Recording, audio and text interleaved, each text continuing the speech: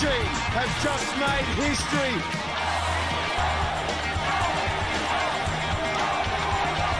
Hong Kong is Fiji's house.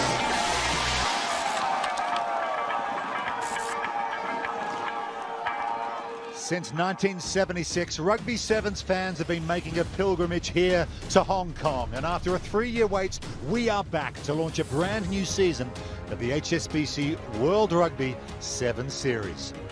The Cathay Pacific HSBC Hong Kong Sevens returns to its Mecca, Hong Kong Stadium in So Kon Po for the 44th edition of this famous event.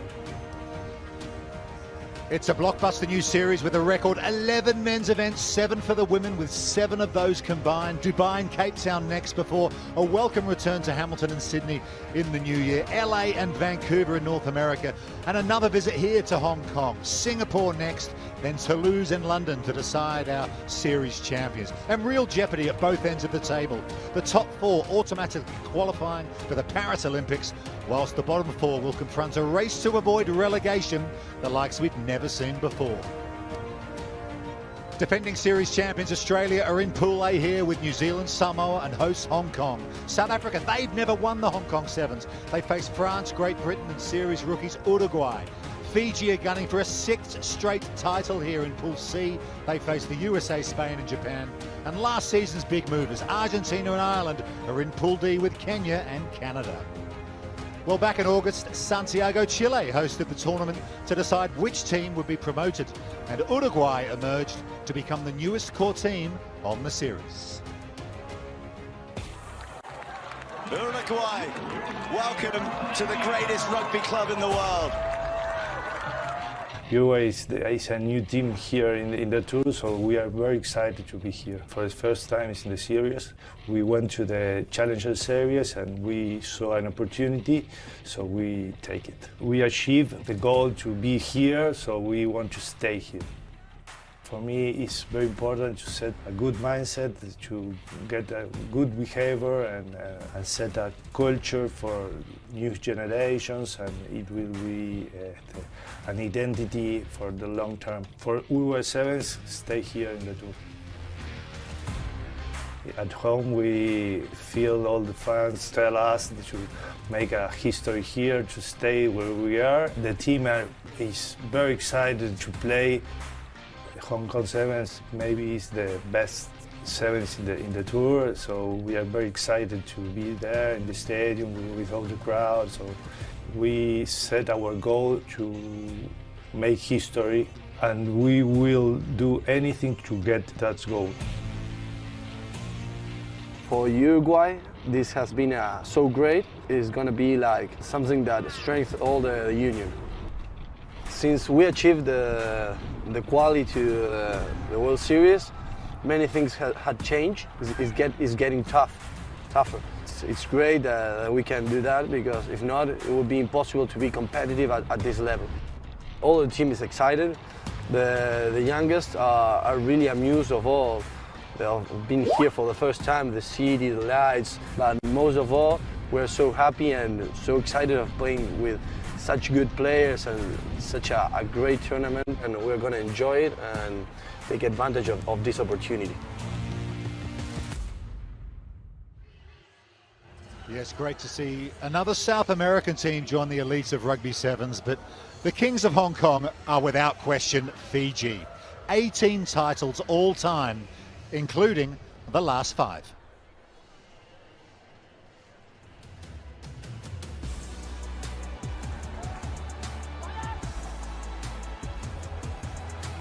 I got the phone call in December last year, which was fantastic, and then started in January this year, which has been a bit of a whirlwind ever since.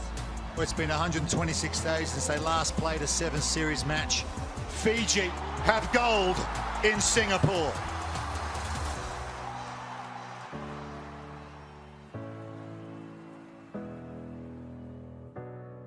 The real focus this year for us was the Com Games and the World Cup. World Cup means as much, I think, to Fiji Rugby as Olympic gold and Commonwealth Games, and they hadn't won it for 17 years, since 2005. to being able to take that cup home was pretty fantastic. You know, and it's quite nice, I think, for us as a team to be able to give back to the nation, and we saw just the joy in their faces and the kind of energy it creates. So it has been a good start, but it means to say we've got to keep the momentum going now. We want to start to look at youth on the island, and also support. From my perspective, we're keen to support local coaches and develop coaching as well, so that we create a really strong environment around us that hopefully builds the continued kind of consistency we need in being successful. I mean, at the beginning of the year, we kind of had a new look squad. We had a balance between experience and new, and through the year we've been developing the new. You know, I look towards trying to implement the players to bring a lot of the way in which they want to play and the style in which they want to play. And then I had my knowledge and experience around it. I guess them knowing that I experienced the game as a player, so there's a mutual respect in that regard. Fijians, you don't need to teach a lot about the game and how to play rugby. It's more around how we connect as a squad, the culture that we develop. We just create that balance of wanting to be serious but then wanting to have fun at the same time, because when they're having fun, it's noted that that's the best time that they're learning and really getting stuck in. And outside of just the rugby area, I think it's so important that we do things that help strengthen us as a group, and we do a number of different things that help develop that bonding and that leadership. I think we can really pinpoint one area, which is their culture, and that's derived a huge amount from their faith in God. I think that connection and that spiritual connection is really important. You know, it adds to the way in which this team operates and their belief mechanism and their kind of no fear approach, and it's something I'm in awe of when I see them connecting the way they do.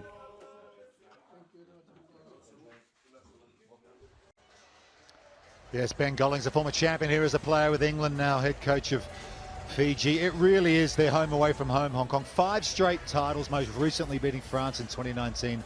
New Zealand are without a win here since 2014. Samoa went all the way back in 2010, and England with the famous 4 titles a little while ago. So much history.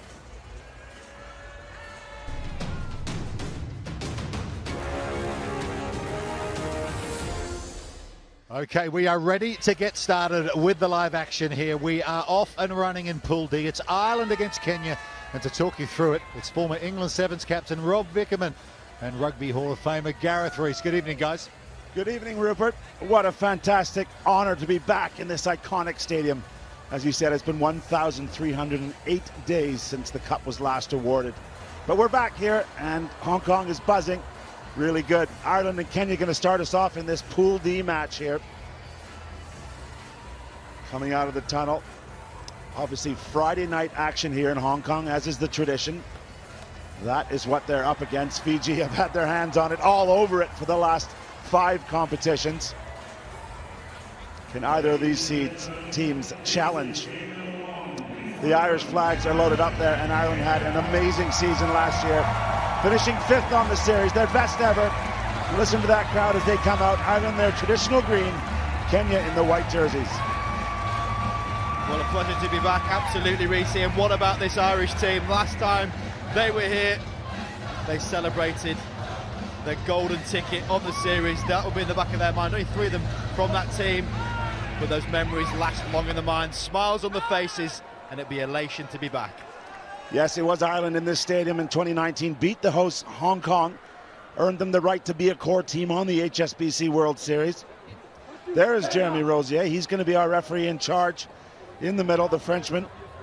No stranger to the big stage and the HSBC World Series. And Yala, one of the key men for new coach Damien McGrath. So much potential in this side. Captain. And Harry McNulty, always a talisman. We're talking a little bit, but without Terry Kennedy, the star of the last few seasons. But it will be Kenya in the white jerseys to get us off. The 2022 Cathay Pacific HSBC Hong Kong Sevens are underway. Ball's tapped back by the Kenyan side. Bundled into touch. Wakesa is pushed into touch, so Ireland will have first possession. And that's a great start from Kenya, albeit they're giving the ball back to Ireland. One of the main focuses for the Kenyans is trying to get the ball back, Reece. Get this, less than 10% of their restarts they're reclaiming, so well done initially, but then give the ball back to Ireland, and now we get to see them fly without their talisman, as you mentioned. Terry Kennedy will be a miss to any team, but they're going to have to step up this year without him, and they've still got the threat of Conroy out wide. Sorry, Rob, referee just organizing the line out there. Good width. That one doesn't go to hand, though. Now Comerford just lets it go wisely. Doesn't risk the knock on. Good pressure midfield from the Kenyans. And they've won the penalty. Damien McGrath will be happy with that. See, right, and off they go, Reece, on the right numbers there. 4-on-2 for the moment. Big bullocking run from the huge number 8, Herman Humwa. He needs to have some go forward. They have lost one of their weapons themselves in Otieno. The Buffalo is not here. 7 green outside. Advantage midfield. Penalty against Ireland. They've got numbers right. Surely the hands will get it done. Short ball. Perhaps they've overcomplicated it. They've still got possession. Threatening the line there. Just 2 meters out. Ball on the ground, but picked up. And it is Humwa. He's driving, he's still on his feet. 3 minutes short, they flood the open side. Coming around in pace, diving for the line. Say it ain't so, Billy Odhiambo. Damien McGrath will be delighted with that start from the Kenyan team. Well, I swear there's a smile there somewhere, because that's exactly what this Kenyan team need to do. Use their classic physicality. Look, Herman Humwa is attracting more green members than a windscreen going through this 22 for Ireland. He's like a magnet to them, and because of those inattention, the space out wide for Billy O. It's familiar names for Kenya, and it's a result they will welcome. So the red lights on the poles. There's the dive and the touchdown. Good presence to squeeze that ball hard, Rob. Important thing, getting it over, getting it safe. Kenya not far off last year. We talked about them having a bit of a disappointing back end to the season, but nearly half of their losses were by less than 7, so they're in every game they're playing. It's just getting over the line and getting the big W. Yeah, they started the season fairly well, but then ended up giving, on average, 20 tries an event for the second half of the season, and that doesn't keep you in the running for the HSBC World Series medals. Of course, in this famous tournament here, we still have the HSBC gold, silver, and bronze up for grabs. Oh, what a hit! Convincing and crushing tackle from Wakesa. Ireland, a hint of a gap through the middle. Now they've got it overlap. Simple hands. Jordan Conroy into space. One-on-one, he loves it. But good covering tackle again from Wakesa. What a start from the 22-year-old. He's been everywhere for Kenya. Floated pass. McNulty holds on to the fingertips. Onyala tackling. Ireland very comfortable with ball in hand, not afraid to put the phases together. One of the attributes of their game, as we said, 5th on the series last year. A record finish for them, obviously. Good team play.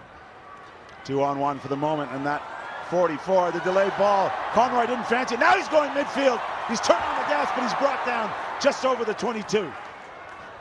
4-on-2 for Ireland. Can they execute? In the corner, all the way. Great team play and great team try for Ireland. In the end, it's now Comerford who touches it down. Well, I tell you what, the Irish will be loving that try, but they will be managing their bruises.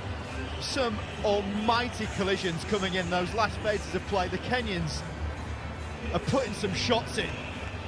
Roach with the drawn pass, he takes one to make one. And Comerford gets over. But these hits are coming from everywhere. Conroy finds that gap with inside, gets reeled in by Humwa, who takes a bit of a knock himself. But the physicality of these Kenyans is frightening. Well, the conversion to come, and take a look at the posts if you're new to Hong Kong Sevens. They'll let you know if it's green or red. And there go the green lights. So the excellent conversion from the far sideline gives Ireland the 2-point lead. Brilliant stunt from Ireland. They need their points against this Kenyan team, and the kicking is always exemplary from both Roach and Dardis. Tackle complete there. Oh, Lindy did well with his lifter. Of course, this is Pool D action. Argentina and Canada make up the rest of this one. That match to follow here. All these sides keeping an eye. Oh, the blind side's open. Again, Wikesa very busy, asking questions all over the place. Keeping that ball alive, but it's spilled. Oh, I feel like it was building there, Reece. Oyo just looked up to see who was coming for him. But there was plenty of space out wide. Frustrating for the experienced man in the middle. But this Kenyan team are bang up for it. Yeah, Nelson Oyo in his 48th World Series event. Oh, you can see the frustration there. Okay, so just keeping him honest. Blindside sneaks, good, isn't it? Plenty of space out there on the open side, but those 2 meters are just as effective down this near side. There's the pass. I mean, he should be taking that. It's the eyes off the ball. Not getting grip properly. Little thing, but he'll be disappointed. Over to defence now to try and make amends. Irish possession, 50 meters out.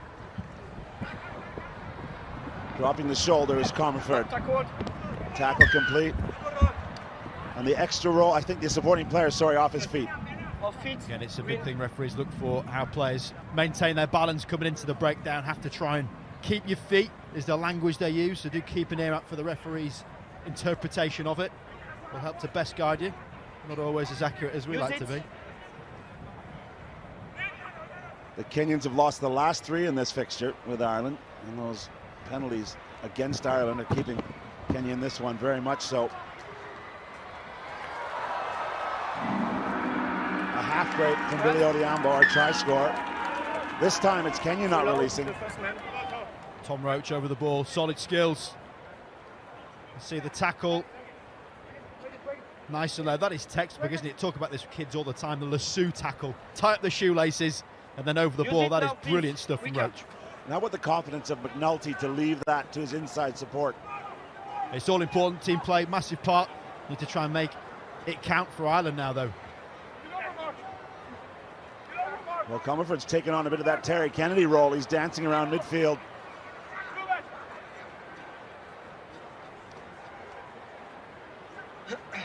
Again, good width, good phase play from the Irish.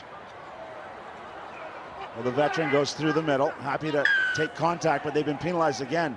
So that's 3 penalties in a row against the run of play. A little slow to regroup are the Kenyans. Willie Mbaka, the giant 32-year-old, goes for his first stroll of the Cathay Pacific HSBC Hong Kong Sevens. How uncompromising is Willie Mbaka? Well, Conroy picks up the loose ball, and that's dangerous if you're Kenya. The nose for the line. Jordan Conroy dancing for the line here. Oh, you're welcome. Keep the camera on this guy. He's going to entertain everyone, both with and without the ball. It's just out and out raw pace. Talk about William Mbaka being uncompromising, just running over defenders. This guy will run through you. Brilliant pace, the balance, the poise. Definitely got to look bigger. See his upper body. He's been jamming some weights. And there's his bow. Well, that's his 75th try on the HSBC World Series. The extras are added. So 2 converted tries for Ireland give them the lead over Kenya, 14 points to 5.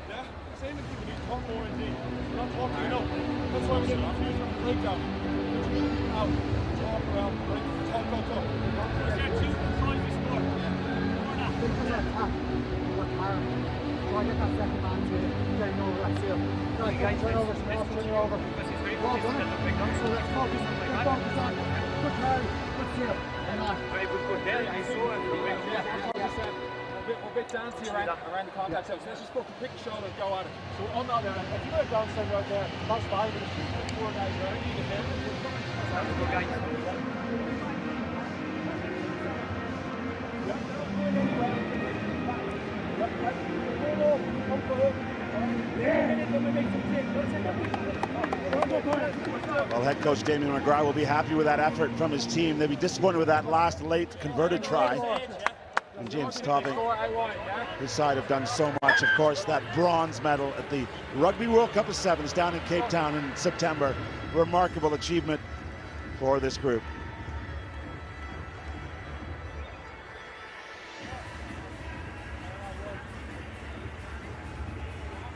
We are back at the Cathay Pacific HSBC Hong Kong Sevens. We've started on a Friday night here. Pool D action. Damien McGrath's team scored first, but 2 converted tries by Ireland give them the lead at the moment. So good to be back.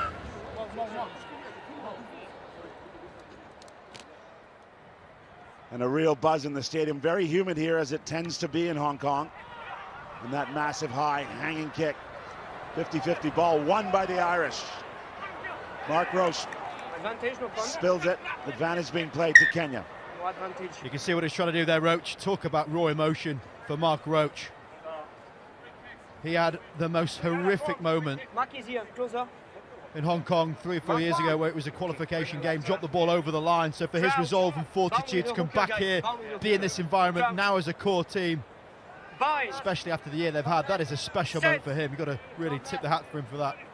Yeah, incredible scenes here over the years for Ireland, trying to get that core place. And then, of course, they went one further at the 2021 Olympic repechage in Monaco, defeating France. Again, the Irish up to it. Conroy with a big tackle there. Good refereeing here from Rosier. He's letting the players decide it.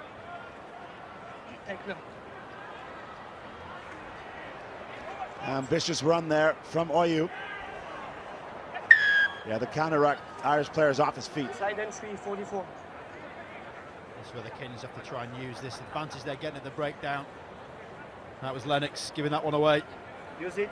The Kenyans just can take a bit of pace off it, just control it themselves. But that's not a great thing to do, not make touch. Took too much pace off it, and he's missed touch. So the rest of his team will be disappointed with that, and it gives Ireland a great opportunity as they're slow to get up in defense. The Kenyans take away the middle. Extra hold. Extra roll from Kelly. That is savage. Quick tap for Kenya, looking to get back in this one.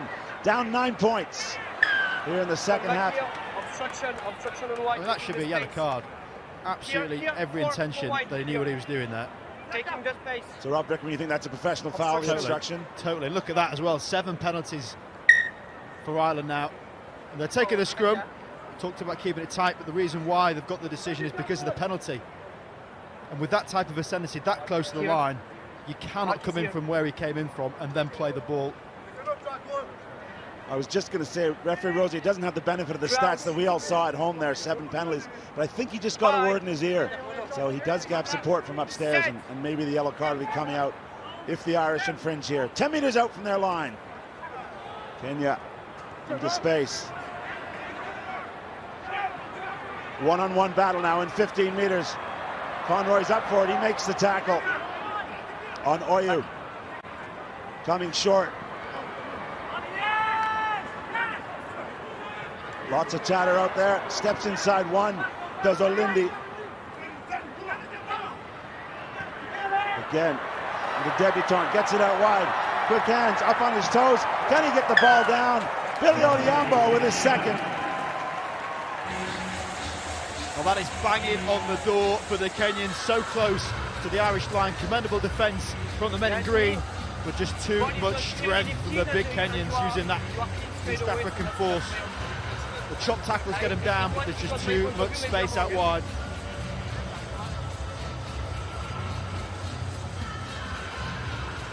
And snap even, the PA saying they've got the power. Well, there's 5 on the board and 2 extra. So just 2 points of difference now. Kenya down. Said how close it is. They're getting games. They get right into the mixer. Just half of them been lost by 7 points or less. But the crucial stat for them this year is restarts. You cannot win sevens on the back of less than 10% regain. Billy O, seeing he got his start in Port Elizabeth back in 2013. Rob, you were still playing, it was that long ago. As long as you weren't, Reece, that would be a serious while ago. So the Irish looking to respond. Just less than 3 minutes in the second half here in the first match of the day. Some big hits from both sides. The referee's called a knock-on, even though it's gone backwards. I guess it's knock-on against the Irish. You lift the ball and he's on That side. was sneaky. Mate, I took my decision. Well, Ed Kelly's certainly not happy with it. For those who perhaps know the terminology, you're not allowed to play the scrum half. So if the scrum half picks the ball up, you're not directly allowed to play them. But because he took a step, it then becomes fair game. So take a look here.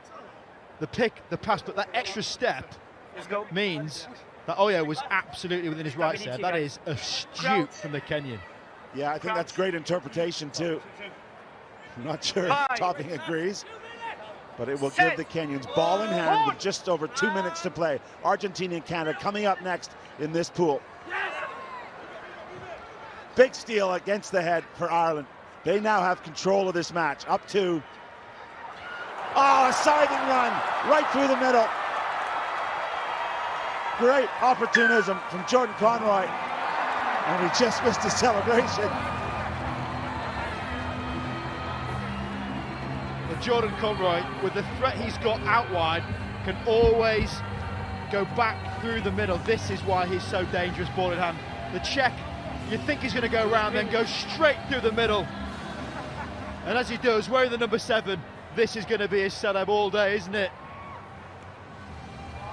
The line break, the pace. And check this out, Cristiano. I'm coming for you. Hey! Jumping for joy here in Hong Kong. Jordan Conroy knows his team is up by 7 with this conversion. Make it 9.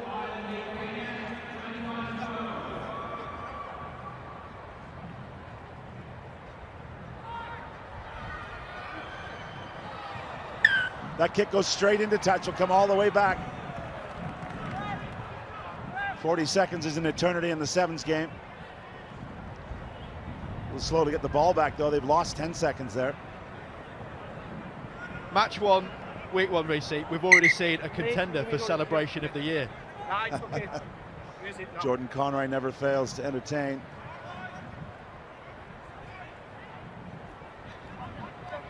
Tabu working back. He needs something quickly, do the Kenyans. No hands now.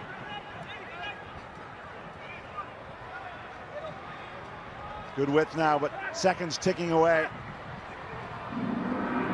There's the gong that we have here in Hong Kong. We're into the red numbers. Kenyan possession. A positive start from them, just the wrong side of this score. And the brilliance of Jordan Conroy, to be fair. Good late drop, coming hard as Billy Odhiambo looking for his hat trick, but he's brought down. The arriving player. Obstruction on the support. Obstruction against Ireland. The game won't end on a penalty, of course. Still powering hard is the debutant, George Oruru. Great moment for him to get his first game for Kenya. Thank you. Sevens in Hong Kong. His first trip outside of the country. Hopefully more for him this weekend. And guess who gets his hands on? Oh, that was an awkward fall. Now back, one. Ireland, obviously with pool play here, points difference can come into it. As we mentioned, Argentina and Canada to come after this. And this is why you keep playing. Great work. The chase is on. All the way. Jack Kelly off the bench, fresh legs. A huge try for Ireland, and will that be important as we get the calculators out tomorrow afternoon here in Hong Kong? I imagine it will be, Reece, and it's always tight against Kenya, but this has been a brilliant performance by Ireland, who've given away 8 penalties as well. This guy, I've got him highlighted, one of the stars of this team, very uncompromising, the hardest worker, along with Harry McNulty. And Jack Kelly has got this trajectory of his performance that is soaring, and it's continuing to be the case already this season. Long way from Dublin University here to the Mecca. Hong Kong 7th, he almost spilled it, but he got it down. 2 more for Ireland, and a convincing first victory for Ireland over Kenya. Guys. Well, smiles all around for Jordan Conroy. And the Irish team that win this one 28 points to 12.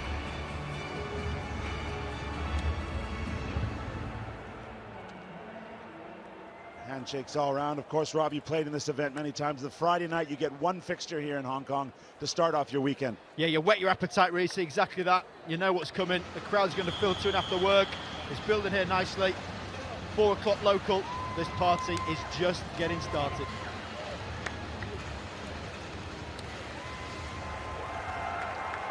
Well, there is the quick pool and lots more rugby to play for here. But Ireland, importantly, putting 28 points up on the board. The crowd starting to build here in Hong Kong. All the precautions taken here for COVID. Great to see.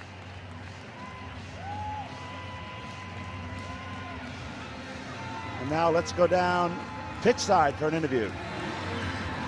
Yeah, Jordan, tell me about that game, but more importantly, tell me about the celebration after your score. I just thought, you know, if we were going to get the win, we wanted to come all guns blazing. So I said, since it's the first match of the season, I said I'd, celebrate that, and what better way to do it with a backflip. Let's talk about the game against Kenya. They came at you very hard. It was a very tough one. Yeah, we expected we were going to come with a lot of physicality and a lot of pace. So we had to brace ourselves for that. And as well, first game, first season, it was probably one of the most important ones. And we worked hard and, we played 6 to our systems and we got the win, which is very important. And last one for you, what's it like being back in Hong Kong? It's been 3 years and literally just memories flooding back when we kind of qualified for the World Series and everything. I mean, it's good to be back and I can't wait to be back again in April. Well, congrats, buddy. Get some rest. We'll see you tomorrow. Thank you. See you, lads. Well, Jordan Conroy summing up, I think, how a lot of the players feel. Great to be back. And the man who always prepares his celebration, he knows he's going to get some tries. Next Pool D match, Argentina and Canada. Argentina with an incredible season last year, right down to the last day of the season. They were in for a chance to lift the season trophy. They didn't quite get it done. And for the Canadians in their traditional red jerseys, a team that's 1 year older, 1 year a bit more stubborn from their head coach Henry Paul, and very much aware that relegation is in play this year.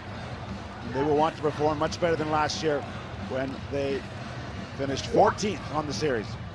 And there's one of the stars we will be witnessing, Marcus Moneta. Watch out for him, electric in the game of sevens. Ben, can you I hear actually me? like the idea of these two teams, very similar in terms of their desperation and dedication of how they play the game. Very resilient bunch, and they're going to be taking chunks out of each other.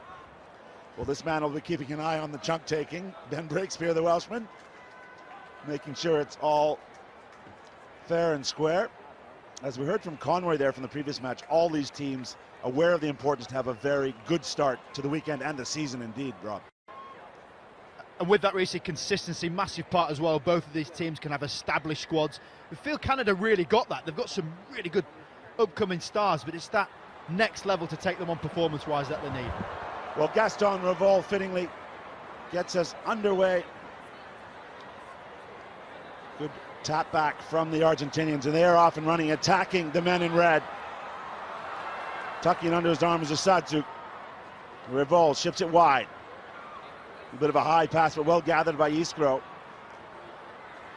Still going, and there's the pace. The danger man slamming it down with the right arm, Marcos Moneta. We've seen number 7 for Ireland get his trademark going early. This guy, number 13, Marcus Moneta. A real start of this game. He's got it all, but it's the pace that makes him so separate. Lovely restart, competed well. Argentina, one of the best in that area. Love the kicking game, all decent footballers, but this is just raw speed. And there's the pace.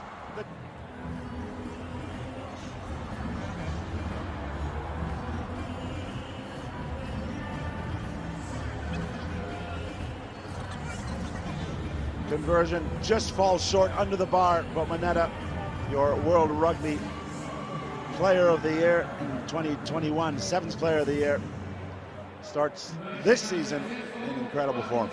Imagine he might clock a few of them by the end of his career, Reece. That is how good he is. Again, a 50-50 kick, again won by the Argentinians. Webster putting in a tackle, but this possession, Canada yet to hold the ball. And again the pace. Finding a hole in that Canadian defense is Luciano Gonzalez. Second try for Argentina. We talk about the guile and effort of Moneta on one side. This guy is a pit bull. Gnarled, aggressive, ferocious. The sidestep here on Teal is a thing to behold, and then the pace as well. There's a couple of wonder tries flying around the rugby circles online from their Gallagher Premiership in the UK, and their sevens players equally as adept. Broken field is a canvas for them to create some pretty special artwork. Conversion this time is good. And Rob, we talked about the importance of the kickoff. Last season, Argentina, the best team on the series, won 34% of their restarts. They were 100% in this game, but so crucial to getting possession.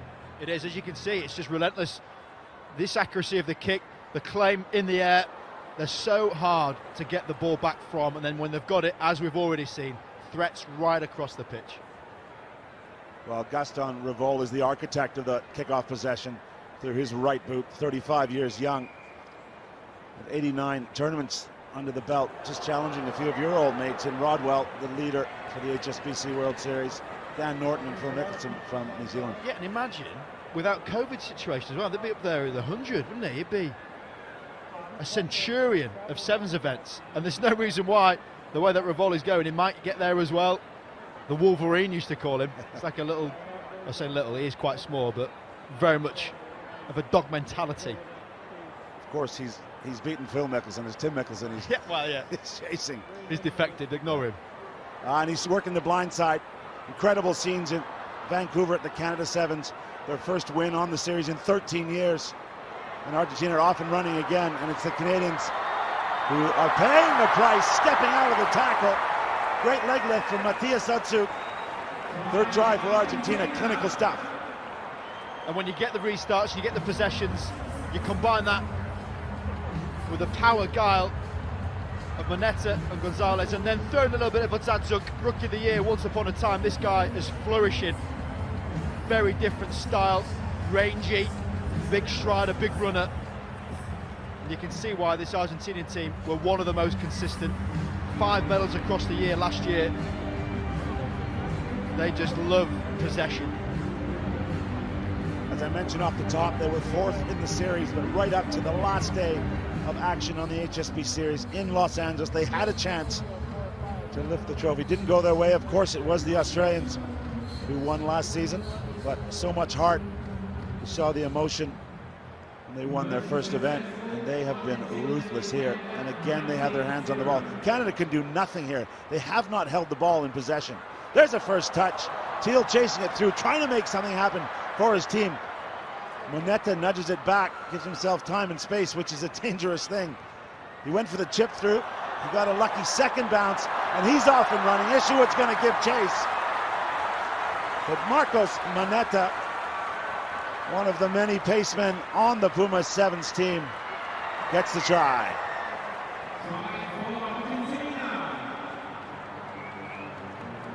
Well, some form of remorse from Ishuat as he clattered Moneta, and fair play to him for running back, but this guy, Marcos Moneta, started kicking the ball back to his own try line, and such his ability putting the ball on his foot, learnt through hard practice and the tutorage of his coach, one of the best at it, Gomez Cora. He gets in behind, and then the pace kicks in. You cannot stop pace in any game of rugby, and this guy's got it in spades. Well, the man from Okotoks, Alberta, made sure he paid for it. Moneta perhaps lucky on his initial kick, as he said, it bounced up to him.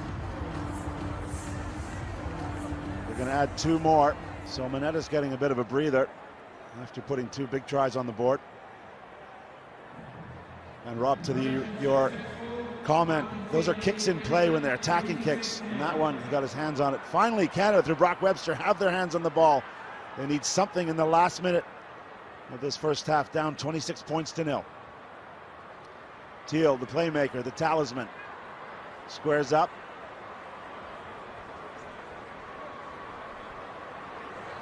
Big defense from Argentina. Ishuat loops around. He's a pretty versatile player for Henry Paul's team. There's Brock Webster. Great offload from him. A good cover from the Pumas through Revolt, getting right across to the far sideline. Canada, the first possession they've had. A crushing tackle from Hudzuk. And Canada holding on. This half isn't over. Quick hands. Unmarked out wide, but they can't get him the ball. It was Rossetto. Canada's got it. They need something. Russell's off and running. Alex Russell, a man from Chichester via McGill University. Team the Redbirds have just made their National University Championship. Gongo thinks twice about shipping that one out wide. Canada having to work very hard in their own end here. Crucial they get something to end this half. Webster created a hint of an overlap but spilled it forward. Sudzuk's got it, and this half is not over. Some tired bodies out there. The inside pass to the substitute. He's tripped up. Is it after the kick? Legally? Yes, says our referee. And that will do it. So Ben Brixby, our referee, has had enough. Alex Russell and the Canadians have barely had their hands on it.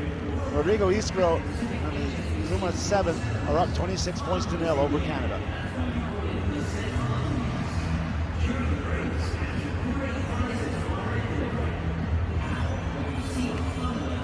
Well, supreme confidence from the Santiago Gomez core. Man, they're blowing a little bit here. It's because they've been running in tries the length of the field. I think you nailed it there, Reece. You just didn't have the ball. And when you look at the scoreline, you're 26-0 down. You had the ball for about 20 seconds of that first half. It's relentless, but what really makes Argentina fearful is how they are without the ball. That desperation that they have with it is equally matched. That's why they've been so consistent in their performances, and that's why they're a very settled bunch.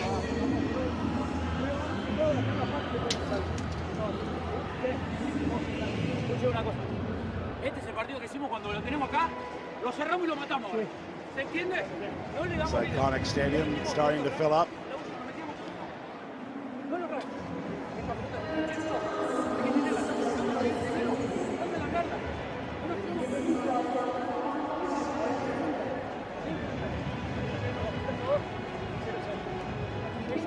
Teams have been coming here since 1976 to play sevens rugby. Still the Mecca.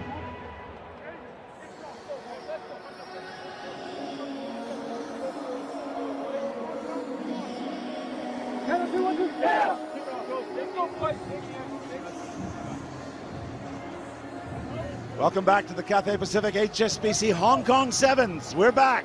It's been 3 years, but we're playing sevens again. Canada are in a hole here in their first match of the day. It's Friday evening in Hong Kong. We've already seen Ireland get, with the first match of the day, get a victory. And Argentina very much in command of this one. Canada certainly are in a hole. The shot of light is this restart. They need to get some ball. Demolishing that first half. Argentina were just relentless. And it's Pellandini. The subs are on now. He's got his hands on it. Running laterally is Gonzalez. Oh, and sitting down, the Canadians just plowing over the top. Webster does just enough to knock it out of his hands. There's genuine fear in the crowd when Gonzalez runs towards them, like it's a bull in the ring going to try and jump the sides. Look at the intensity in that man's eyes. You know. He is intense. Santi in the shade. There's a naughty boy step. Yeah, yep. A little bit of a disciplinary issue for him to now be in the background, but he's a curator wherever he is, and he must be sitting back applauding the way that first half went. That is Argentinian head coach Santiago Gomez-Cora, great player and very good coach. Canada, coached by another incredible player, Henry Paul, won the title 3 times here in Hong Kong. One of the stars of that team. Half of the coaches here seem to have played in that England domination in the early 2000s. Friday and a few others. Canada looking to create something. Gongo. Sorry, that is Josiah Mora who spills it forward. Advantage being played to Argentina. Fraga. We're going to come back for the original knock-on. We get a very exciting player coming on for Argentina now. We saw Lazazu, number 12, the rangy runner in Dubai. He ended up in the dream team in his first ever effort. He is another one like Moneta. Young, enthusiastic. I think he's had to be a little bit grounded, which is a polite way of saying reined in a bit. But in terms of attributes of Sevens player, this guy is going to be something very special. At 20 years old, 6'4", 91 kg, so he's got the frame. Argentina, of course, had just come off winning the South American Sevens Championship, part of the South American Games. They defeated Chile. Uruguay got the bronze down there. A couple of the youngsters were brought into the team from that effort. Rossetto and Gavajan, their first taste of the gold medal there. Oh, this is too easy. Argentina wearing down the Canadian defense, working the fringes. Good chase all the way across from the debutant Cal Sager, but it won't be enough. And another try for Agustin Fraga and Argentina. It's casually strolling back. Just clocked up, 60 metres in Hong Kong's sapping turf. And it's the balance he possesses, beats the first one, cruises, and then this little bit of confidence, has a look around, gets the old cheeks blowing, and that little subtle change of direction means he can glide, and he knows exactly where the camera is as well, Reece. Well, the guile of this Argentinian team is clear, as we said, fighting for the title right to the end last season. But the pace on display, you mentioned it earlier, there is legit pace in the likes of Iskra, Gonzalez, Moneta, and these youngsters coming up as well.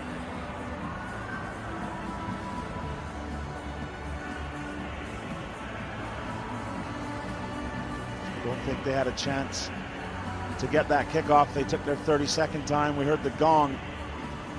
Not that it's going to really matter in this one. Long kick, he's overcooked it. Canada will have possession midfield. That's way out. A little bit of indecision as to what was happening. Revol went off, then came back on. And by that time wasn't able to get his hands on the ball for the kick. So hopefully see a little bit of Canadian possession, because this is an absolute pummeling. Yeah, it's not been good. Argentina did win by 21 last year at the London Sevens at Twickenham, but Canada were able to upset them in Toulouse, so they can beat this side. And as we said off the top, it's a Canadian side after wholesale changes post-Olympics that have a year of experience under their belt, and Henry Paul will be expecting more than this from them. He will, and I think that was always the look we kind of saw on the sideline, that it was a spirited performance by Canada, but it was the head down, head shake, because just not quite stepping up that level. I mentioned about how similar these two teams play. They do in terms of their traits, but that ability that this Argentina has just puts them way ahead. The foundation for Canada is their effort levels they put in, but when they don't have the ball, they're looking frail. Defensively, last year they were exposed, and it's been the same again in this game. Not able to stop the significant firepower of the Argentinians. They're not the best preparation for Henry Paul, as some of his players were away on 15s duty down in Brazil, playing against Chile and Brazil. Many of their players doing double duty. Brock Webster, Josiah Mora amongst them. There's a good tackle from Cal Sager. Canada not securing possession. There's a tackle. Finally, some physical presence from the Canadians, but still threatening. Going out wide. Tomas Lizazu. It's just brilliant to see. He's all arms and legs. He's so long and rangy. But the stride that he's got, it's a one-on-one. It's difficult to stop him. Just check out how fast he changes direction. And by the time the stop-start happens, not a finger's laid on him. Sager can't go anywhere near him. 8-foot long arms, Reece. Get away on a little bit of a gesture here. Madawuro put in a massive tackle for Canada, but Iskra was barely phased, and he's kept the play alive. And that man got a big try. The babyface assassin.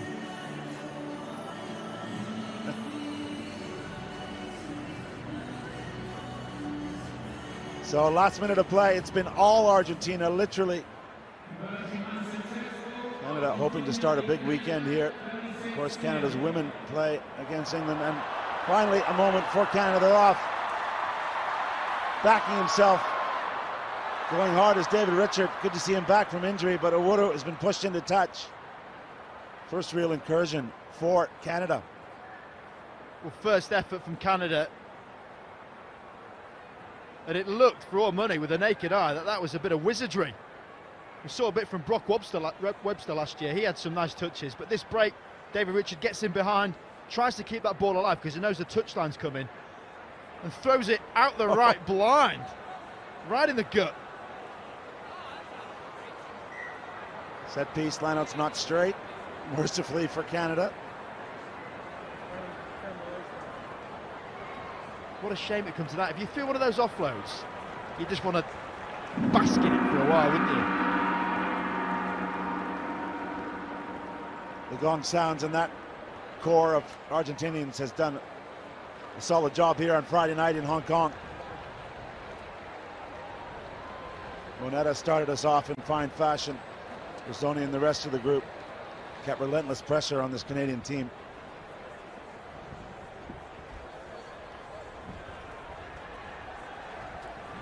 Brock Webster, one of those players who does double duty for head coach Kingsley Jones's 15 side.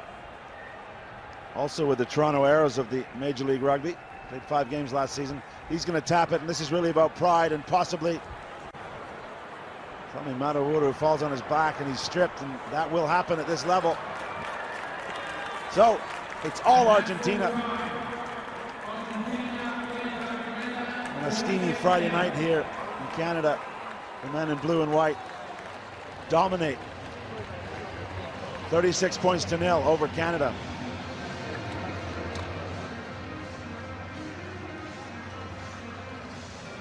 Yeah, that was clinical work. Nice for Santiago Cormez, although he wasn't pitch side, but able to lead some of these young players. You can imagine it's quite nice to stand back and watch it as well, you know, from a coach's perspective. There's so much chaos on the sideline that he can just really take that vista from the stand and take a look at these guys coming through. Zazu going to be brilliant. Moneta, again, sensational. This Argentina team have put down a real marker in this first game. Don't want to get too far ahead, but already they're looking to match that consistency that set them aside last year. You'd think he'd be happier than that. Santi's still not happy.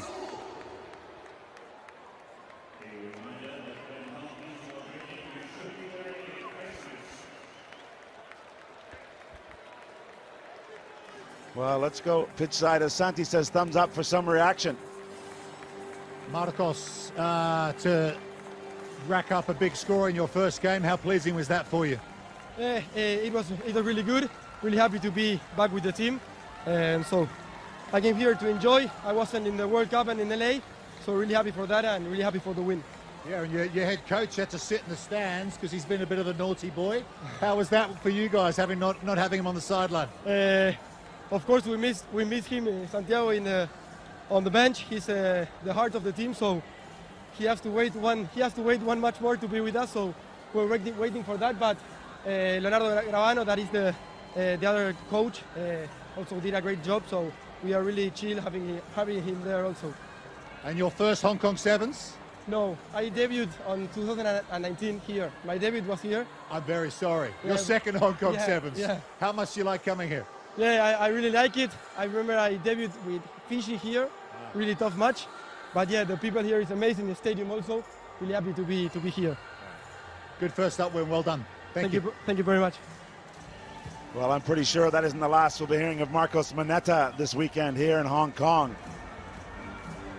That is the first 2 matches out of the way. Ireland and Argentina with victories.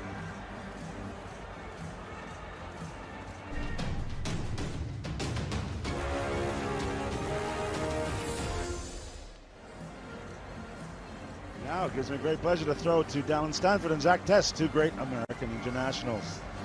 Thank you very much, Gareth Reese. Brilliant to be here. This is the Pool C fixtures. USA, Spain, Fiji, Japan are the 4 sides that compete in this exciting draw here at the brilliant Cathay Pacific HSBC Hong Kong 7. So much to play for these sides this season, with the Olympic qualifications, top 4 that finish in the series for next season. Lots to go here.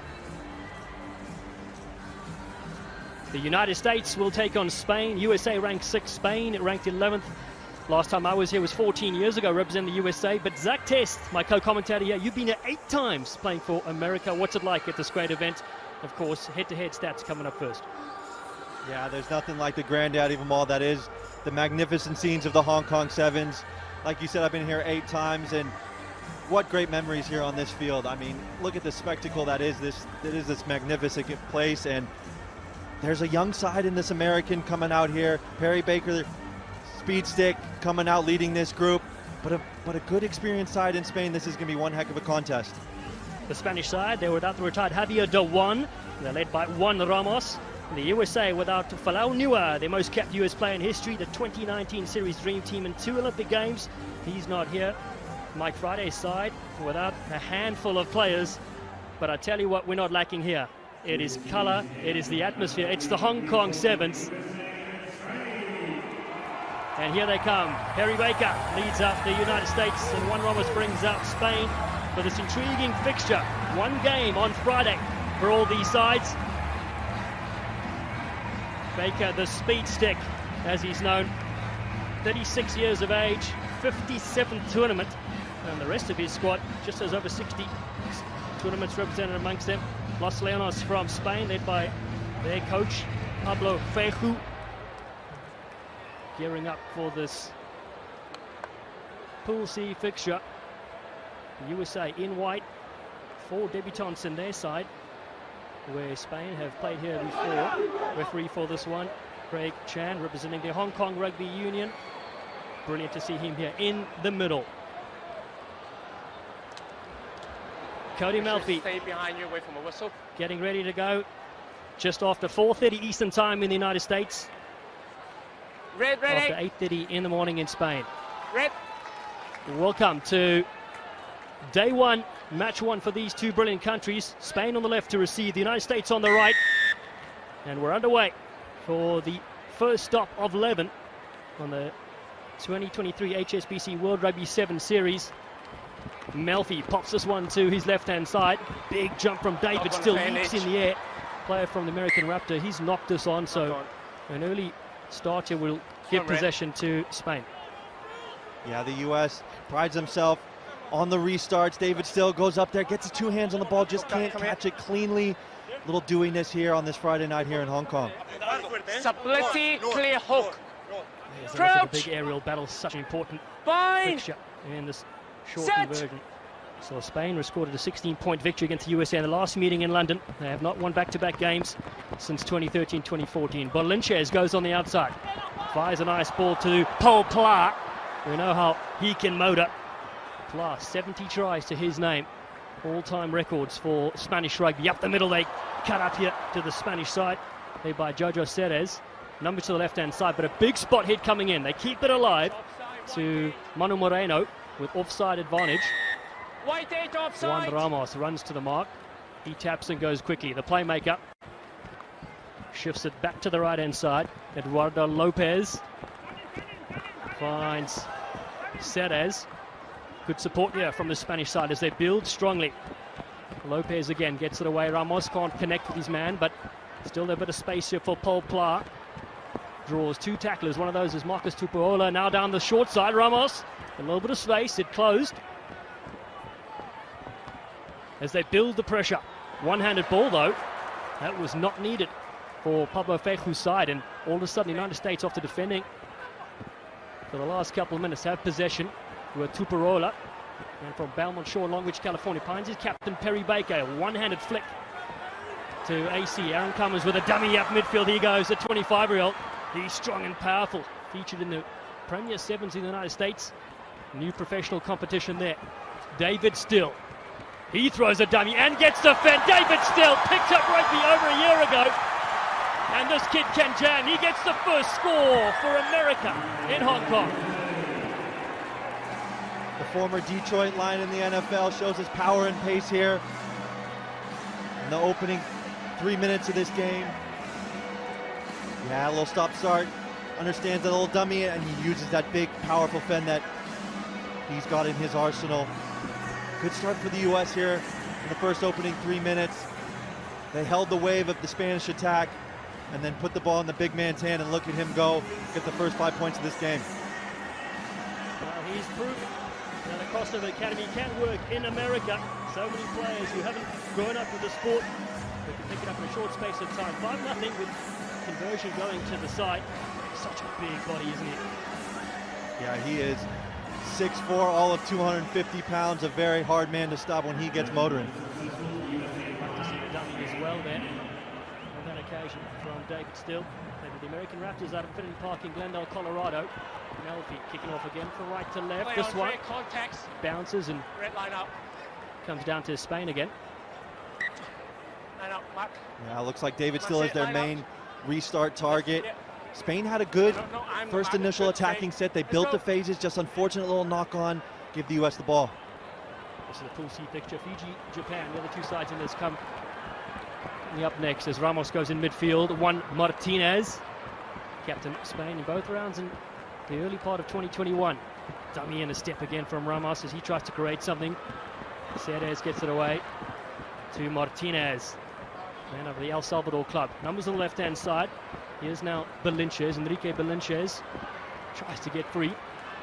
Spain have a patient build-up. Move the ball over the top. Paul Pla does really well. Ramos is there looking to unlock something here. Ceres now tries to split free. Moreno leaves it behind and puts it to the boot. Malachi Esda has it for the US. Baker comes in to collect. He flicks a quick ball to Tupuola. No advantage coming. Again, just another unfortunate little handling error for Spain there. They were changing the point of attack really, really well, testing that U.S. defense, making them go side to side.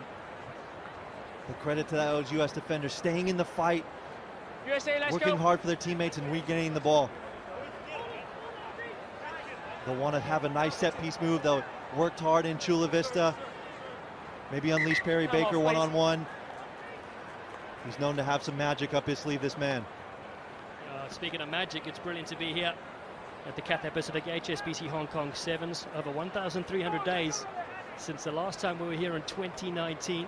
Here's a stat for you, Zach Test. An Eagle Sevens player has either been the top or joint top try scorer in Hong Kong in each of the past 5 events. It was you in 2015, Perry Baker 2016 and 2017, and Colin Isles in 2018 and 2019. Yeah, it's great to be a part of those elite men. Had some really good fun here at the Hong Kong Sevens. And may it continue. This is just the start of day one around the fringes of scrum time. Cody Melfi picks and goes. Man with the US Army, winning the Armed Forces Championship Sevens for his branch for several times at the Rugby Town Sevens. Yeah, put the ball in Cody Melfi's hand now. Looks like they're going to call for a scrum, try and get their set-piece platform moving. Spain were just a little overzealous there at the breakdown, trying to put pressure on the 9, but the referee noticed and called them for the penalty. Okay, let's go. USA up 5-0. Crouch!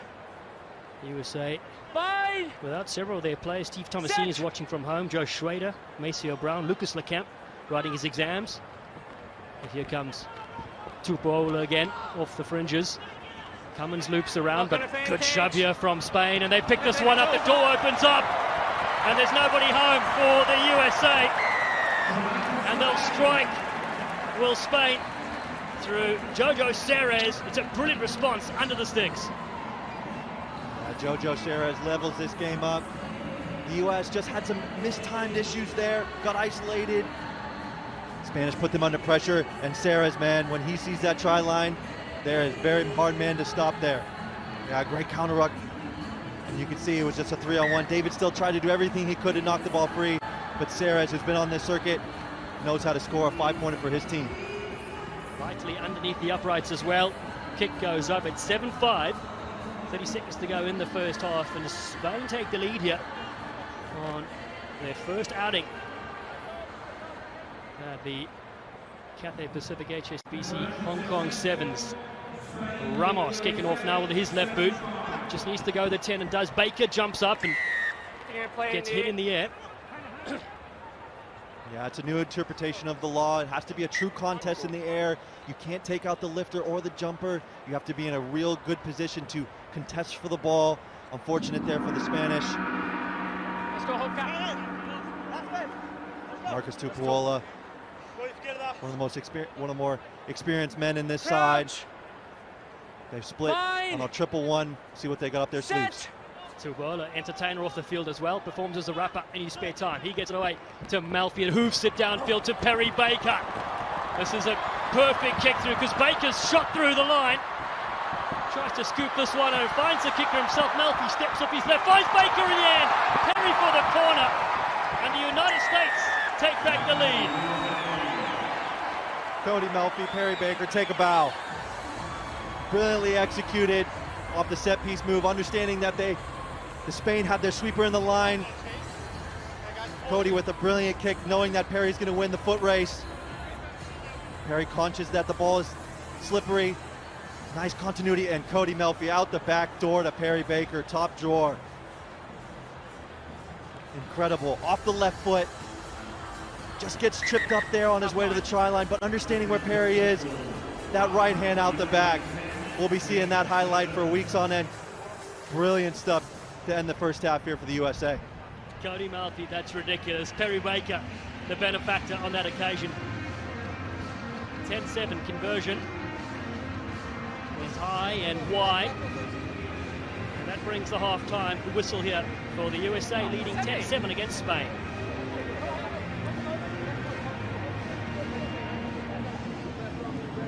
Getting into the American huddle here. He'll have some strong words for his side. He said it was baptism fire for his players, especially having 4 debutants yet to choose. Yeah, it's about using the experience of Perry and keeping these boys calm, understanding that the things they train in Chula Vista will help benefit them here on the world stage. Just do the fundamentals, do the simple things really, really well, and be able to hold this Spanish wave. Spain, on the other hand, have done some really good things, changing the point of attack. It's about keeping possession here in the second half. You'll get your reward when you directly through your three in pieces. At scrum time, pull it back. We've got to move it away quickly. Be fucking decisive. Win that first clear on 15 now in the centre.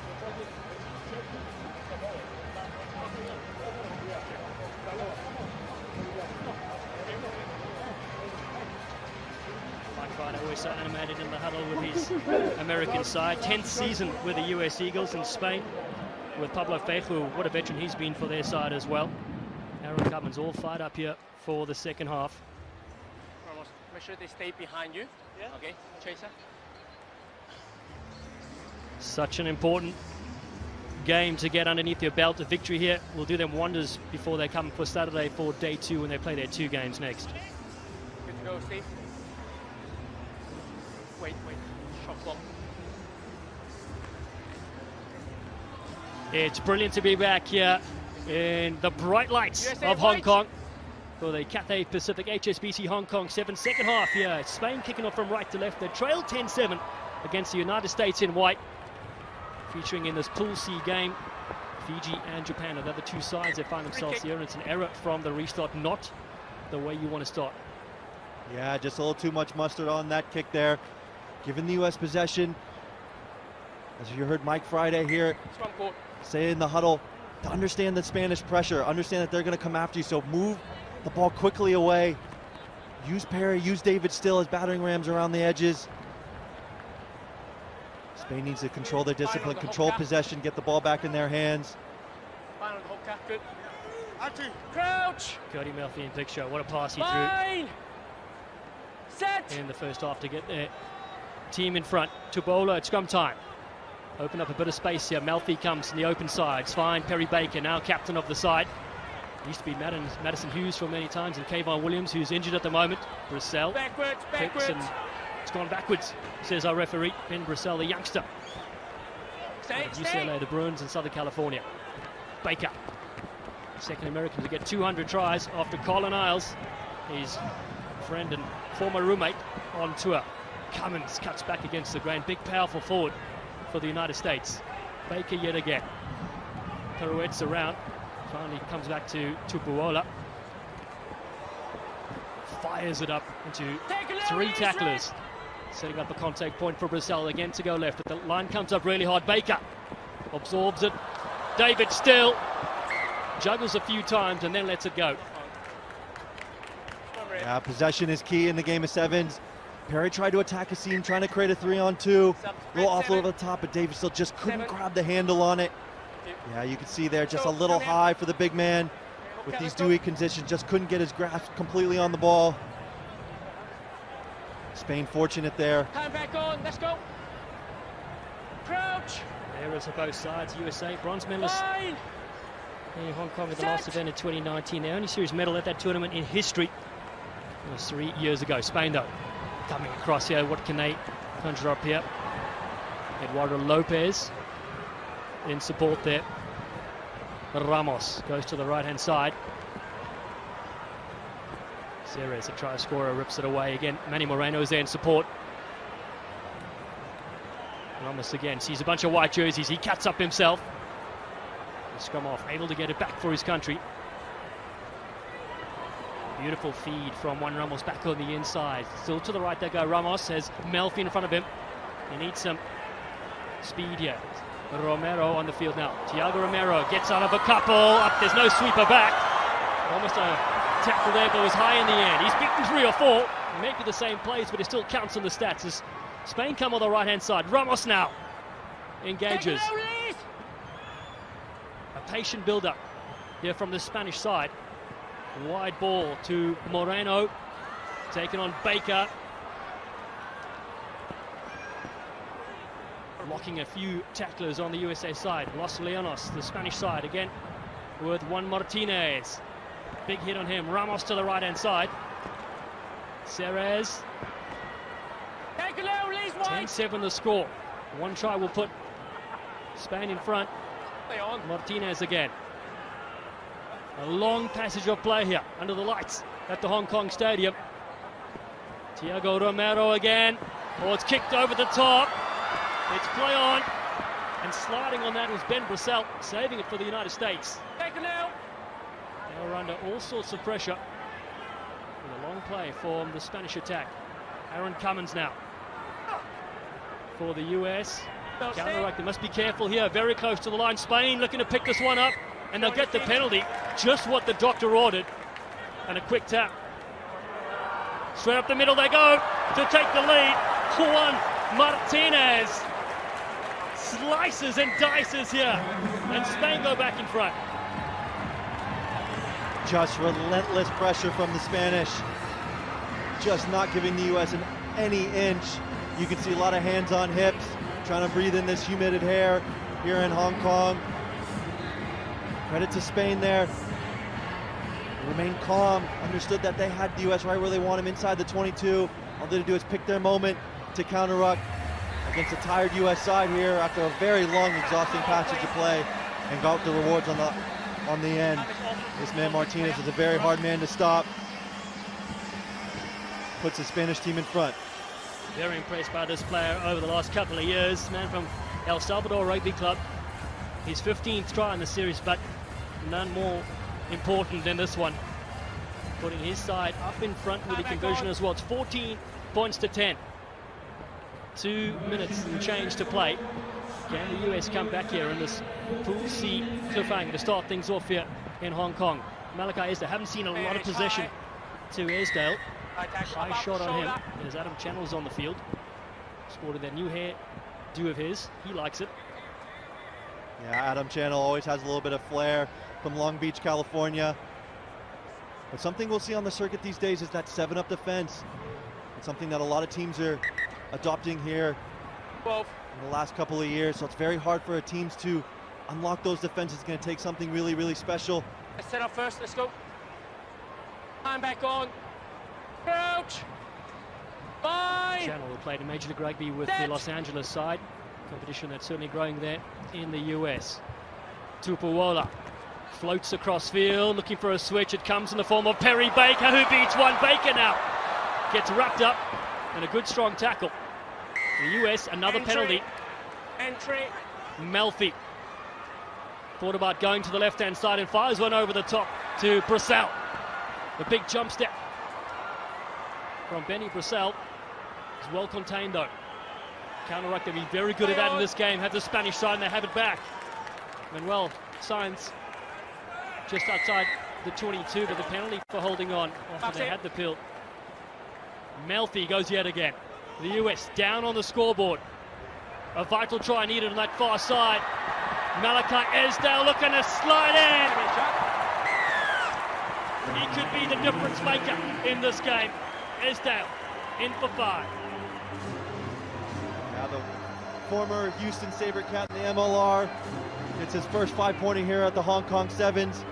Point of difference in this game you can see is the breakdown.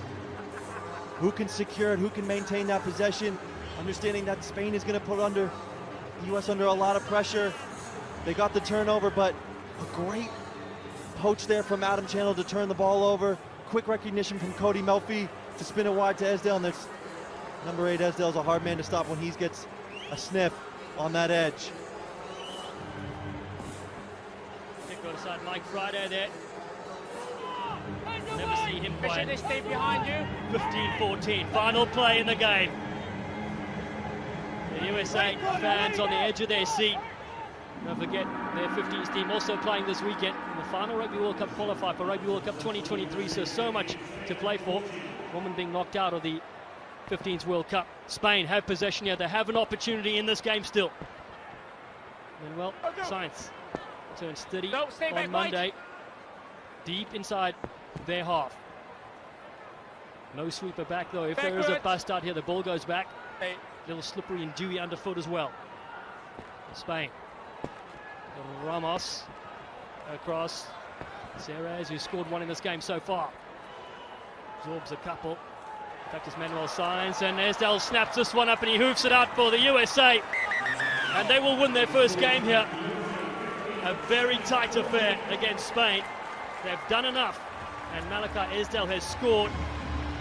Mike Friday can take his side into day 2 with that important victory there. Winning a narrow one here against a very good Spanish side, coached by Pablo Feiju. 15-14, the final score, the US over Spain. And well, they had to work all the way for that one, Zach Test.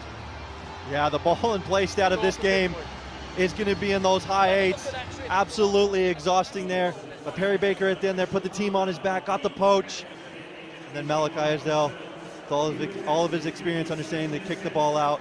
A great start for the U.S., especially with their inexperience starting this Hong Kong, this 2022-23 season with a win. Just confirmation there, that victory 15-14 for the USA. Fiji, Japan, of course, coming up next. Very important here. Not just for teams to advance, but points on the series, of course. 11 stops around the world. The USA start off their campaign on a high. Like Friday said, a lot of new players in their side. Perry Baker, the most experienced one for sure. The captain, though, getting some words of encouragement. Things to adjust ahead of day 2. Great footage there of the head coach, former England Sevens player, coach with Kenya as well, and now 10 years with America. Well, let's get some reaction. Pitch side is Gareth Rees. Yeah, Malachi Esdale, they kept it really tough. The Spanish fought you really hard. A good first win for you. Yeah, we're thrilled about this. It took us everything we had, and we pulled it out at the last minute. So it's good effort by the boys. And it was close. The team got you the ball out wide. Talk us through that last try, the winning try. Oh man, it was a complete team effort from start to finish. So I'm just happy I got the tail end of it, but that was the effort put in by the boys that resulted in that. So. And I got to ask, how about Melfi's little behind the back pass to get it going? Man, it's good to have him back and in full force. He's an electric player and he's capable of doing stuff like that. So it's awesome to have him. And it's your first time in Hong Kong. What did you expect before you came, and what do you expect now? I've heard a lot of things about it. You know, the situation's a little weird with COVID and everything, but the crowd came out in full force and the atmosphere is amazing. So yeah, happy about it. Well, thanks very much. Good luck for the rest of the weekend. Yeah, thank you. Cheers. Next match up is Pool C, the other 2 sides that'll feature here this weekend. It's Fiji, ranked 3rd of the series last year, and Japan 14th. And Fiji, well, this is in many ways their home ground. Take a look at their side. Some brilliant players you mentioned, fresh from winning the Rugby World Cup Sevens in South Africa. And Japan led by Nakagawa. I'm Dallin Stafford alongside Zach Test, former USA star in the series. A tight one here, of course, Fiji, 5-time champions in recent years. There's just something about Fiji when they enter Hong Kong. It's just like they just elevate their game to a whole nother level. They play, you always know they play with such pace and flair, but when they get to Hong Kong, man, they just turn it on to a whole nother level. Let's see if they can make it 6 in a row. Fiji, nearly 9 a.m. in the morning, and Japan nearly 6 p.m. Here come the sides right now for the very first time here on Friday night at the Hong Kong Stadium in Tournament 1 of 11. Japan coached by Simon Amor, and there's Wasia Nothungu, who captains the Fijian side. Well, what records do they have? Unbeaten in 56 of their 57 pool matches in Hong Kong in recent years. They are a side without Jerry Tuwai though, and Kamaneli Rasaku. But saying that, Joshua Kurunabili and Sevalani Mothonathangi were here when they won in 2019. Japan, the Brave Blossoms, will be up against this one. The lowest ranked pool side, finishing off last year. But it's a new time to shine. Jordan Way has the whistle from this one from Australia. And Noguchi comes in for a word. All smiles because we're back in Hong Kong under the lights for the first time in 1,308 days to be precise. Japan kick from left to right. Fiji in white, set to receive. Good to go. Here we go, Pool C at the Cathay Pacific HSBC Hong Kong Sevens for the 2023 season is underway. Fiji knock it down, but it comes down. Nakagawa down the short side, feeds it back on the inside. Hayashi's in! The Brave Blossoms have the opening score. Taisei Hayashi getting it done in unbelievable fashion. Absolute dream start for Japan there. Going up and contesting the restart. Gathering it off the floor. Quick little 2v1 and they're in for 5 in less than 20 seconds. Great job understanding where each other are. Absolute dream start for Japan. They get to get that restart again on this next kickoff. Can they replicate that same kick? Regain possession, which we know is so key in the game of sevens here. Sideline conversion attempt. Unsuccessful, 5-0. Simon Amor, well, the pocketbook is always out making his notes. He is a mastermind. Amor won 4 straight Hong Kong Sevens titles as captain of England here. Former technical director as well of Japan, now the head coach in his first match for the side in that role. Fiji, this time they do retain it. Under immense pressure, they get the penalty. They tap and go quickly. In midfield with Nothungu. Finds Talatholo. Tall timber. He finds his captain. No look over the top. Fiji doing their thing as you would expect. Bubiwa Nanduvalo gets them back on the board. And the defending champions open up their account. Fiji magic at its finest here on display at day one here in Hong Kong. The name of the game against Fiji is always containment. Trying to keep them in front of you. As soon as they get behind you, they have the ability to just absolutely open you up and shred you. Right off loop there to unleash for the first 5 points of this game. Well, he debuted in Singapore earlier this year, scored 10 tries in that tournament. And he's up to his usual trick, 7-5. Fiji take the lead. What a player to have on your side. Absolutely, this man knows how to find the try zone every single time he touches the ball. Wasia Nothungu dropped this one about 8 meters. Yeah, didn't quite go the 10 meters. Japan come across here to Kazuma Nakagawa, their captain. They're now near the near side. Maweki Fukushi lays it back. The ball's free though for Fiji that scooped this one up. And it's an open foot race for the line. Jerry Matana will go in. The man that represents Rawasa Sevens team has the second score. And just like that, they can strike. Tana with his 4th career try. One thing you can't do against Fiji is give them a free run. Every man, 1 to 13, can absolutely burn you around the corner. You can see what Japan does, trying to keep the ball alive, understanding that the touchline was there. Unfortunate they just couldn't pick it up, and Fiji pounce, as they always do. Matana is the main man right now as he stretches the legs for his score. Debuted earlier this year in a crop of new players for Ben Gollings, putting his side 2nd try up here. Ndungu raises the flags, 14 points to 5. It's Fiji after conceding the opening score, and they kick off quickly, but it goes too far. 2nd error off the restart. You can see what Fiji was trying to do there. They saw a pocket behind the Japanese line, just in that 5-meter channel, trying to just put it with enough air so his man can run underneath it. Unfortunate, just had a little too much mustard on it there. Japan now gets a scrum midfield. It's a very tough scrum to defend there as you stretch from sideline to sideline. There's kicking space in behind. We'll see what the Japanese can cook up here. All-time Hong Kong titles, of course, when we started. 19 for Fiji, 11 for New Zealand. Of course, the series only started in the year 1999-2000. Since then, they've won 8. New Zealand 5, England 4, Samoa 2. Japan, scrum, midfield. They choose the open side on this right. A little jump, skip, step. Fukushi does well. Got to keep possession, though, at this Japanese side. Nakagawa goes to Maruo on debut out of the Kanagawa Tamariba club. Couple of hot steps from Suoku on that far side. Japan reload here. Nakagawa again, cross field. Fukushi loses it and then flicks it back in the field of play. It's dangerous though, as Fiji pounce on this. The flying Fijians looking for a big step and a lovely offload there from My Samoa. And he finds Wasia Nathungu. The captain adds his name to the record books. And the Fijian flags are flying in Hong Kong. Nathungu in his 42nd event here.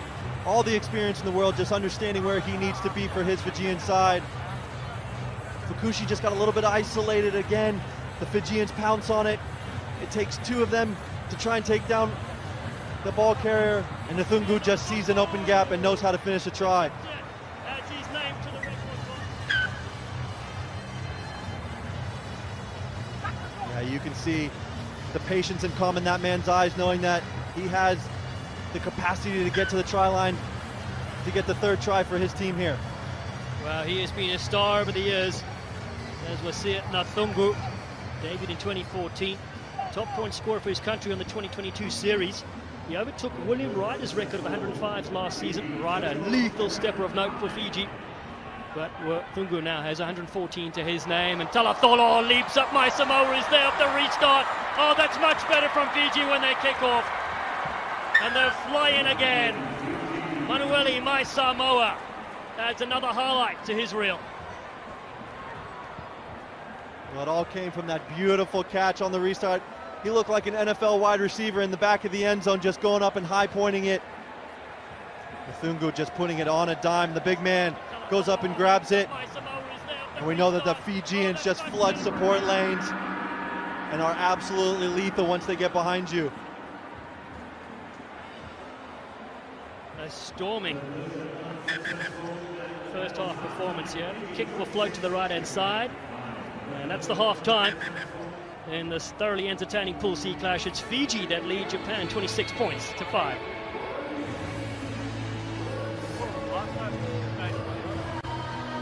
Well, Fiji, after giving away the first 5 points, have bounced back as you would expect they would. Some brilliant rugby. Yeah, the Fijians always know how to ride the wave, get the ball in their hands, get behind the defense, and then just flood support channels, get the offloads, and use their pace to burn.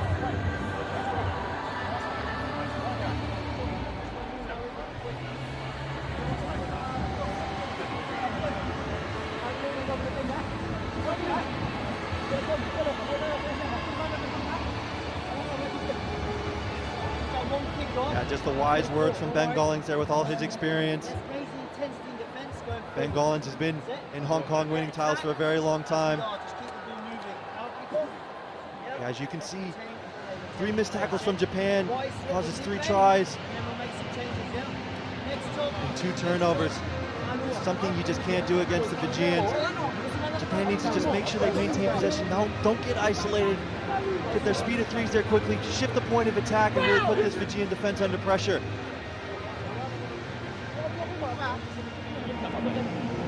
Simon Amor giving his words here for Japan before their second half.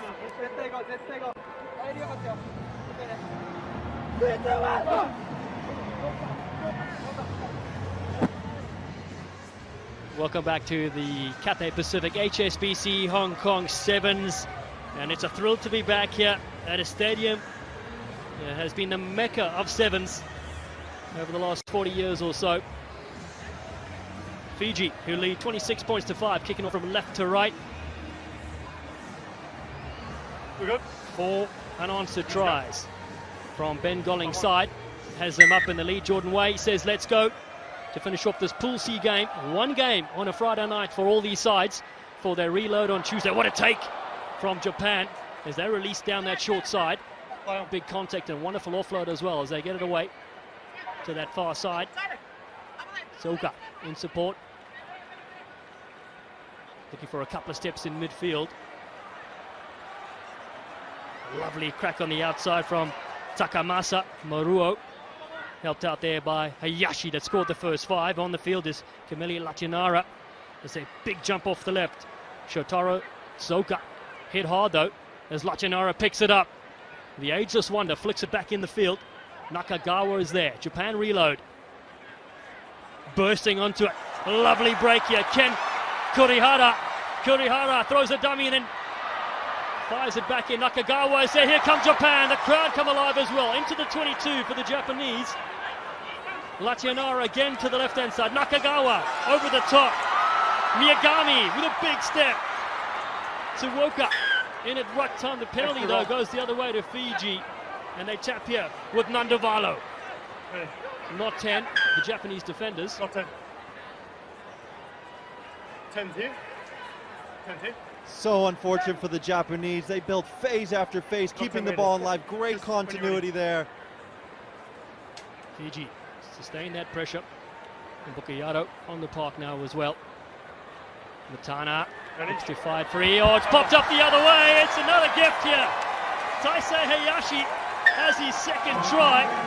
And they've certainly deserved that here in the second half. Just how the Japanese wanted to start the second half. Build the phases, put Fiji inside their own half. Put 5 points on the board.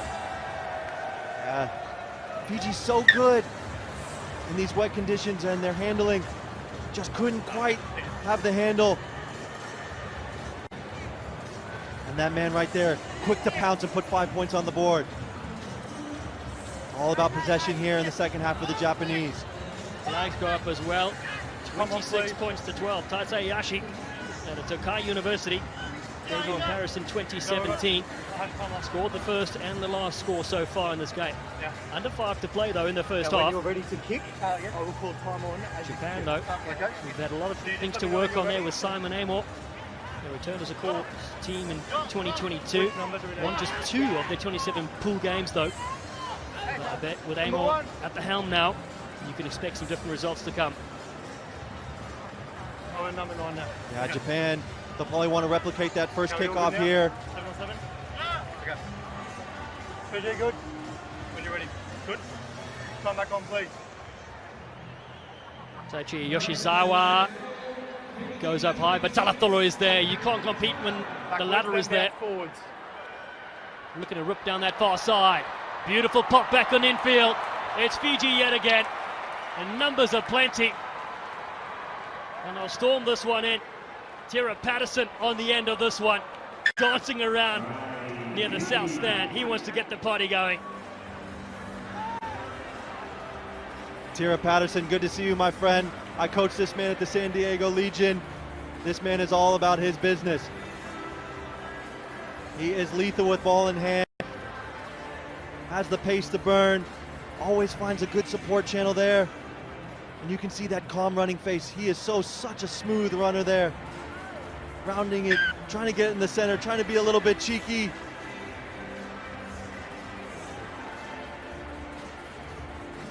Terry Patterson played one season with San Diego Legion in Major League Rugby. That's when you were there, Zach Test. Yeah, he's a quality player, that Tira Patterson. The restart goes deep, almost ranging up with this one. Does come the way. They go to the short side. Talatolo again, getting the fend. Josefa Talatolo, the one-handed flick back in the inside. It's a thing of beauty. And Fiji fly in yet again. Ioane Temba gets the goodies. Yeah, floodgates are open now. Fiji just finding all those little moments, just causing a little disruption in that Japanese pod. And they're just so big and ranging, just fighting off Japanese defenders, keeping the ball away. And dotting it down for another 5 points for Fiji. Starting off where they left off at the World Cup. Kick sails over as well. We reach the 40-point mark to 12. See, scored the most tries of any team in the last 8 Hong Kong events. And they are thrilled to watch. Won all 21 matches against Japan over the years. Debutant on the field, Paula Whakalo, 25-year-old on debut. Japan, though, the Brave Blossoms, can they finish with something else here? The ball spits free, it's been kicked through. Chase is there. Umbukayato picks this one up as well. And Fiji finish off in style, still with 2 to play. Filippo Umbukayato. Umbukayato displaying the Movember mustache there. Yeah, one thing you can't do against the Fijians is spill the ball on the ground. They're just so lethal when it comes to that. They're so good at pouncing on it, recognizing the space. Just a little tap in there, off the toe. Beautiful gather, and puts another 5 points on the board for his nation. Well, he says Jerry Tiwa is his inspiration. Flags go up yet again, 47 points to 12. Filippo Umbukayato, player of the tournament for the Fiji Barbarians. The club sevens when they beat the police. Dedicated that award to his father, Napoleone. What a team Fiji has been in Hong Kong over the years. I mentioned they won the last 5 consecutive events. Well, they've won 7 of the last 8. That's the bench there. Plenty of depth in their squad for Ben Gollings, and there he is. Third Englishman to coach Fiji off the Ben Ryan and Gareth Bayburn. Here they come again now, that near side. Streaking away. Ioane Temba gets yet another in their first game out here in Hong Kong. Pure class from the Fijians once again, just absolutely dominating the air here in Hong Kong with a one-hand little tip back to himself. And what they're so good is just flooding those support lanes, finding each other. It's just like they know where each other are. It's just like nature to them. They can just feel it out here in Hong Kong. What a great start for Fiji here in this new season here on the HSBC World 7 Series. Well, it's all working out for them. Kick sails over as well. Ioane Temba, I know his mum, wife and child are tuning in. Ben Gollings be happy about this initial performance here. Bola Vanaka to all our Fijian fans, wherever you're tuning in around the globe, putting on some sort of display. Sevaloni Mothanathangi gets away to Temba. One-handed flick has come to Japanese Ki Morita. That's fine. We'll take possession here in the final moment of this game. Come. No, bench, we're not going. You go back to your feet to try and play the ball without releasing it. Restarts are key in the game of sevens. You can really starve your opponent of possession. Let's go. Yeah, trying to find the offload, little over-the-top flick. Let's go. And just a knock on there by Fiji. Japan, let's go, please. 54 points to 12. Fiji in this pool C. Other 2 teams in their pool, the USA, who just beat Spain 15-14 moments ago. Big scrum here, tight head, peels around the fringes, and Umbukayato whipping it wide. Bounce pass to Ioane Temba, who gets his hat-trick in their opening pool game here in Hong Kong. A brilliant second half performance, particularly by Temba.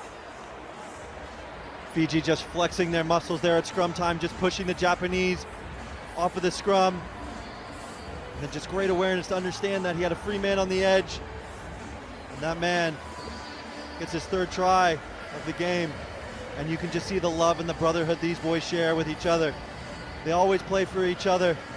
Quickly. The extra 2. Unsuccessful, not needed. 3 tries from Ioane Temba, and then out of St. Bede's College, Sabu Sabu. And an excellent display from Fiji to open their county on Friday night in Hong Kong. They beat Japan by 59 points to 12.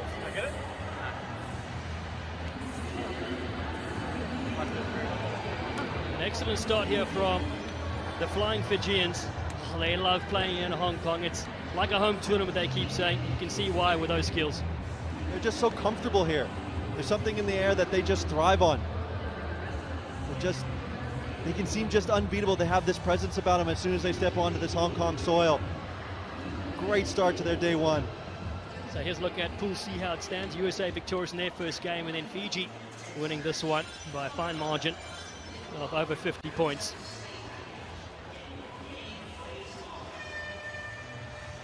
Friday night, under the lights here at the Hong Kong Stadium, as both sides thank each other.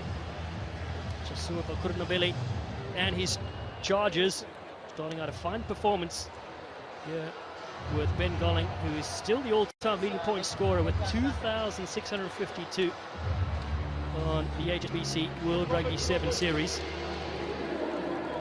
Such a delight to see Fiji flying. Fresh from winning the Rugby World Cup Sevens in Cape Town, South Africa in September. Finalists in the Commonwealth Games as well, losing out to South Africa there. Steve Dolman, can you hear me? And their fans certainly enjoying it here. They're back after 3 years and a few months as well. What a sight to behold. Wasia Nathungu had a hand in everything, particularly that first half. There's always something special about Hong Kong. It's the atmosphere, it's the fans, it's the stadium. The granddaddy of them all. I always enjoyed coming to this stadium. You can just see the passion of the fans there, always supporting each and every player, each and every team, coming here to see the best athletes in the world.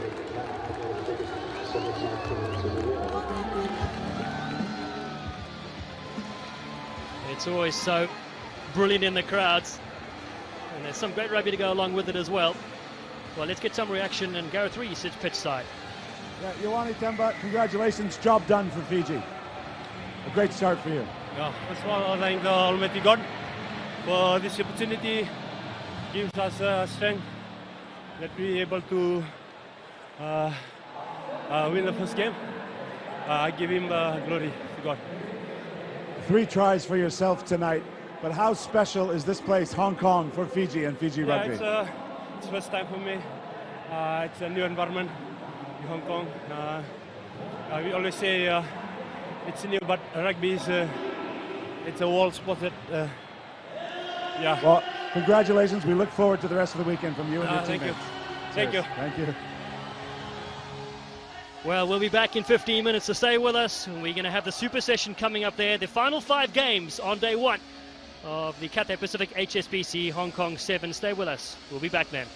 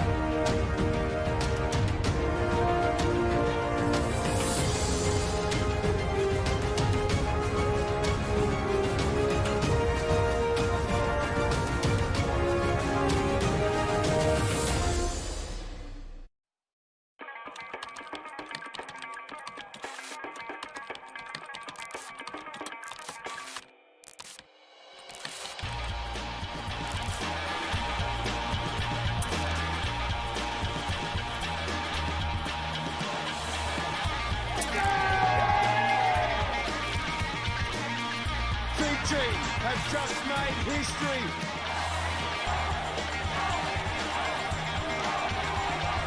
Hong Kong is Fiji's house.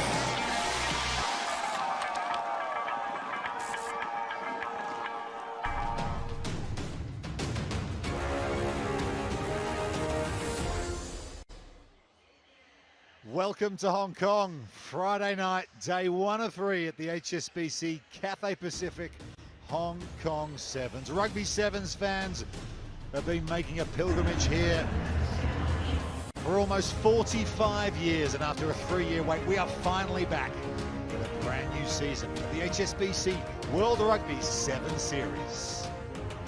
Yes, the Cathay Pacific HSBC Hong Kong Sevens returns to its Mecca, Hong Kong, for the 44th edition of this famous event.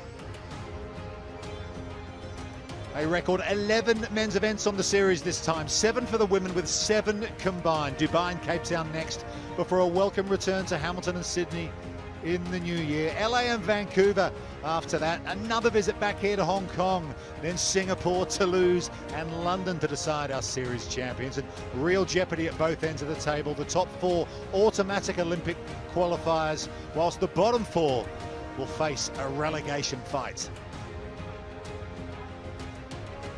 Yeah, these fans have waited a long time to have their beloved Hong Kong Sevens back on deck. We're so thrilled to be here. Let's get you up to date with the story so far.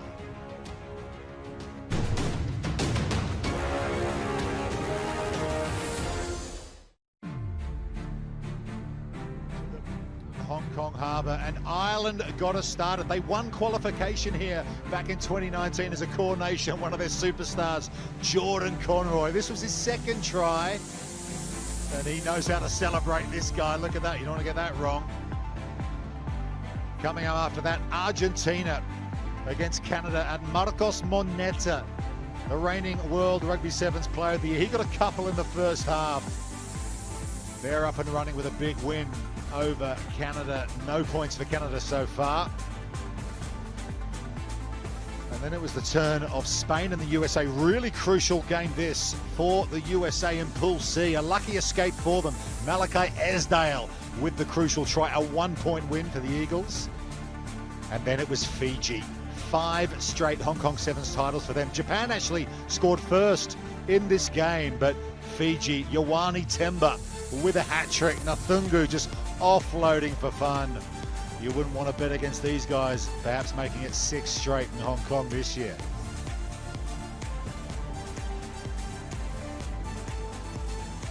Yeah, a dominant performance from Fiji. The place they call their second home. They just love coming here to Hong Kong and taking home the money.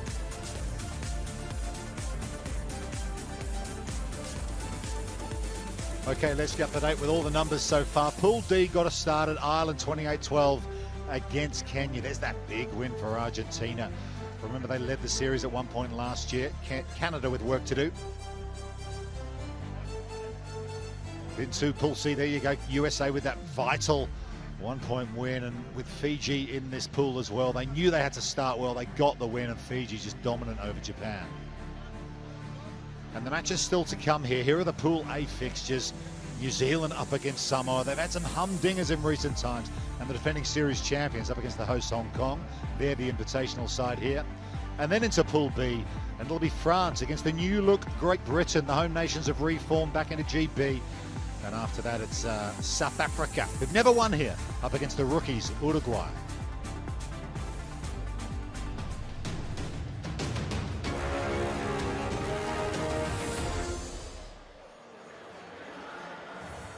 So it's just after 5:30 here in the evening, here in Hong Kong. The sun has gone down, the lights are up, and it's time for Great Britain to get us started in the evening session of day 1, up against France. 10th seeds against 7th seeds here. And alongside me here is former England Sevens captain Rob Vickerman. Instantly, Rob, just one Englishman named in the starting 7 for Great Britain. You're pretty close to all these players. How they made the transition back into GB?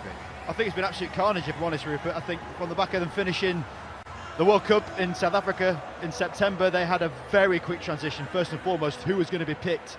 Deal with that emotionally, you deal with that practically. They're two very big things to deal with. So the fact that they're here at all is a testament to their management and their commitment as players to this, both the men and the women. And this is a real statement. This underpins everything that they've spoke about for those last 6 weeks. It's a short camp, nowhere near the preparation they require. However, you've got to get on with it. You don't have time to dwell as a player. I'm excited to see what these players can do, knowing they're representing not just their peer and their cohort, but each of their nations. It's a massive commitment and one I hope they step up for. Yeah, of course. England, Scotland, Wales know France very well, but as GB, they've never faced each other before on the series. And France will want to start well as well. They've got an experienced starting 7, but some rookies in their squad as well. Savita Rocco Vereni, not a rookie at all when it comes to refereeing on the Sevens World Series. A couple of Scotsmen, Jamie Farndale and Robbie Ferguson.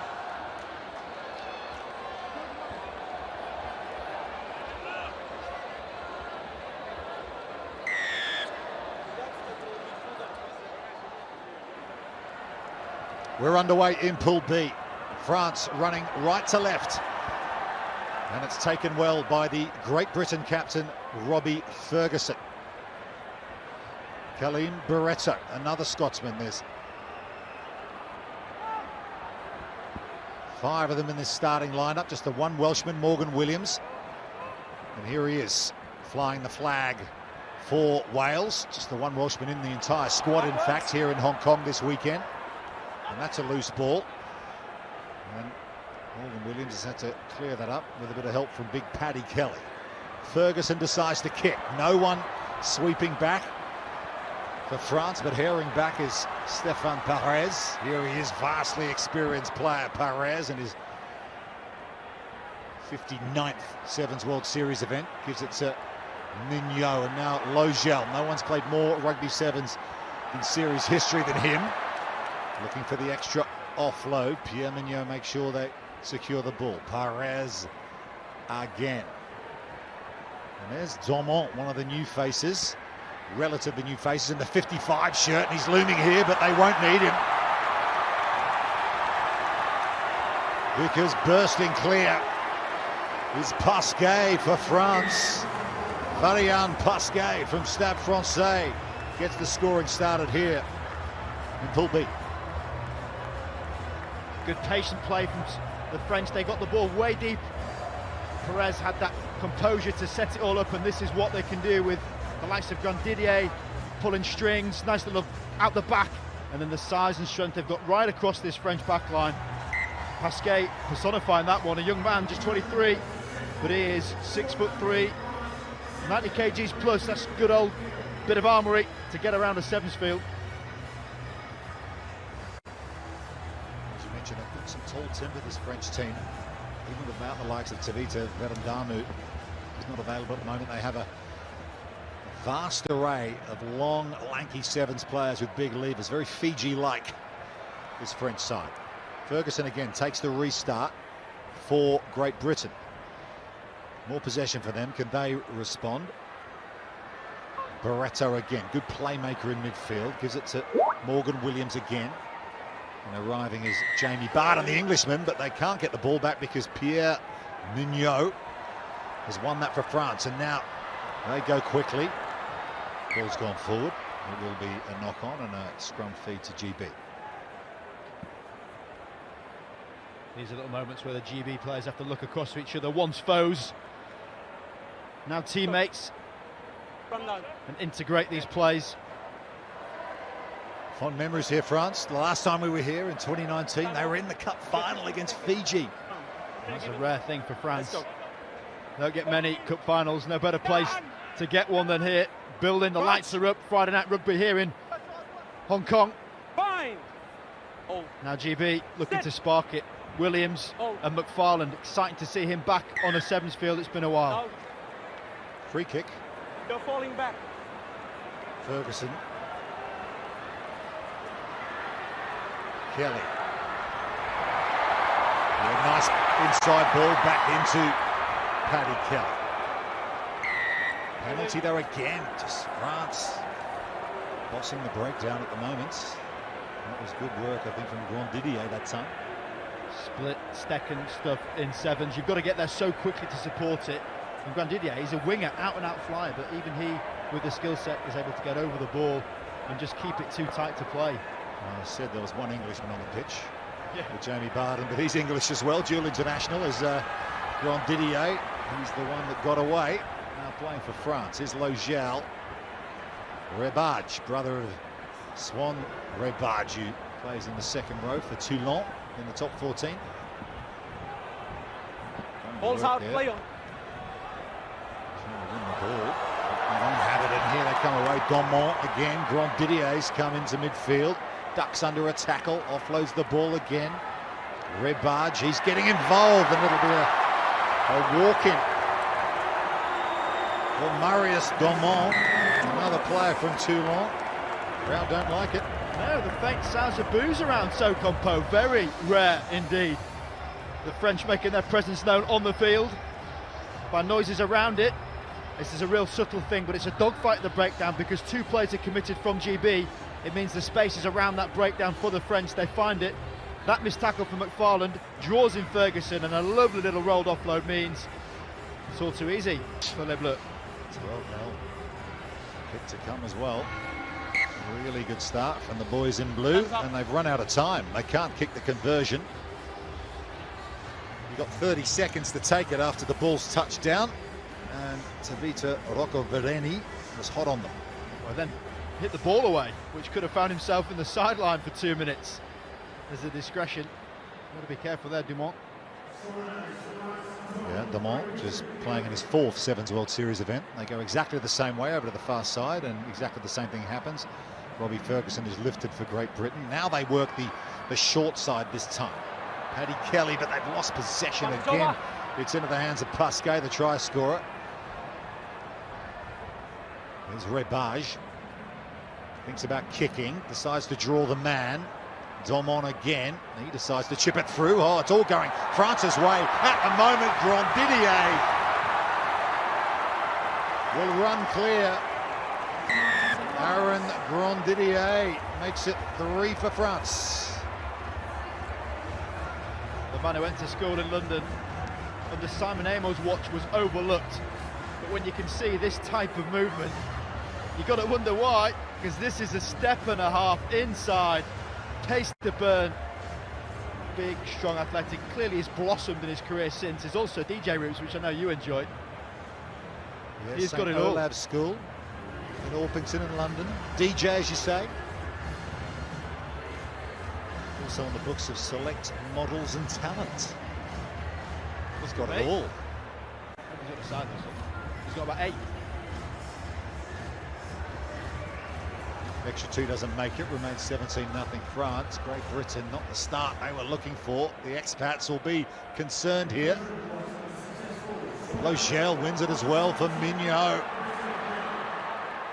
GB can't take a trick here. Rebage swings it out again. Domont, he's got Grandidier with him, hunting a second, juggles it, reels it in, hits, spins. Oh, over the top, back to Domont. Yeah, salute that one. That was their best. 2 thumbs up for the French in what was once a mecca for England. This is such a touch from Grandidier. The spin, the transfer, and then check this, the basketball lob over the top. There's about 3 or 4 things going on at once there that are pretty special to watch. When he combines them all, that is lethal. That will do us for the end of the first half. 22-0 at the break. France lead Great Britain.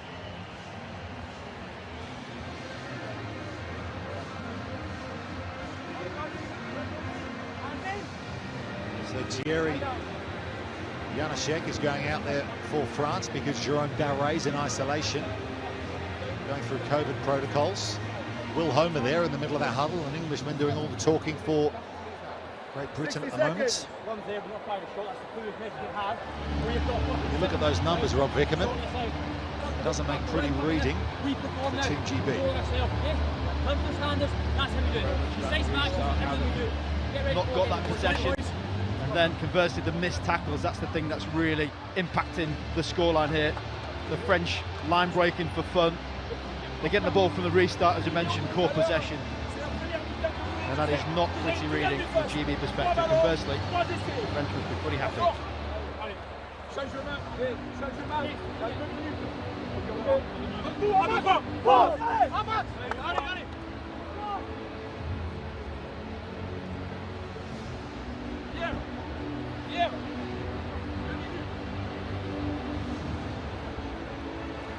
Stéphane Perez and France will retake their positions. Excellent first half from them. And the Great Britain captain, Robbie Ferguson, with some leadership required. Socompo Stadium in Hong Kong, Friday night. We're back after a 3-year absence, and it's wonderful to be here. Fans have been making a pilgrimage here to this event for almost 45 years. England, Scotland and Wales have been part of that for a long time. They've reformed with Great Britain, and they've had a first half to forget. 22-0, they trail France. Logel, Perez, Pasquet, try scorer to Grandidier, picks up one himself. Mignot, the workhorse in this French team, the man from Grenoble, at the foot of the Alps in France. And Ribage from Toulon into contact. Reload for Daumont. Pasquet. Long ball over the top to Pierre Mignot. Important tackle had to be made by Max McFarlane, but it's still on for Grandidier in France, but a good tackle on him right in the corner from Will Homer, coming off the bench and making an important intervention for Great Britain. Brilliant tackle from Homer, wasn't it? Wasn't just content with that chop tackle, also drilled him all the way into the touchline, which is why they've earned the throw in. But Freddie Roddick's overthrown it, and another opportunity for France, hunting a 5th try here, and they're going to get it.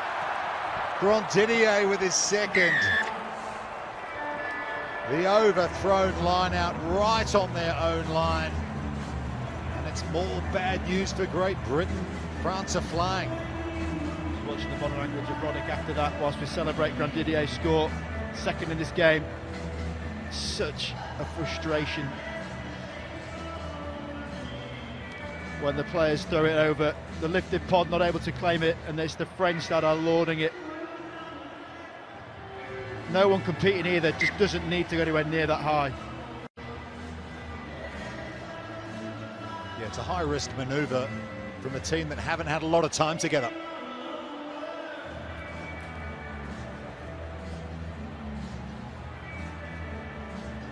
And Daumont, who's featured in a lot of it, set up Grandidier, converts with the extra 2, 29-0. France lead Great Britain. Worth noting the coaching setup that's been put together for Great Britain.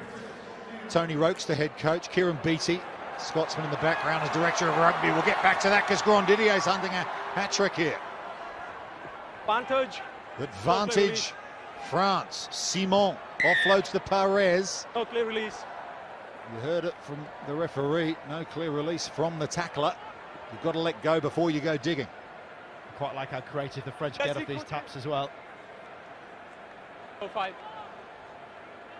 moving Logel out wide. Line runner coming through. Perez.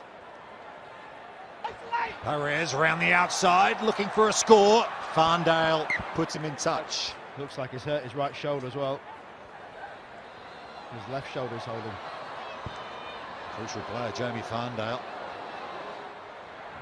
Great Britain go quickly, and why not? They're effectively playing on 6 here for the time being, and they want to make the most of it. Good to see Max McFarlane back playing elite rugby sevens. And here's Alec Coombs, who was born and raised here in Hong Kong. Represented Scotland before Great Britain on the series. Yeah, with Farndale still down though, no support, he's not happy. A whole myriad of injuries you can do with your shoulder like that. Well, the whistle's gone, they've got to make a change here, Great Britain. They do. And here we get a chance to see what are the standouts for Scotland. Femi Sofalarin. Yeah, he's on the side, that's fine. A talismanic Scot on the sideline, and one effervescent one about to come on. Yeah, Femi Sofalarin looks like he's going to take the field here. Evan Dempsey there looking after Jamie Farndale. Time off. Very inconspicuous, isn't it? You're often the worst. Can be bad at this situation when your elbow hits the floor. He's a tough man, and he will not come off easily.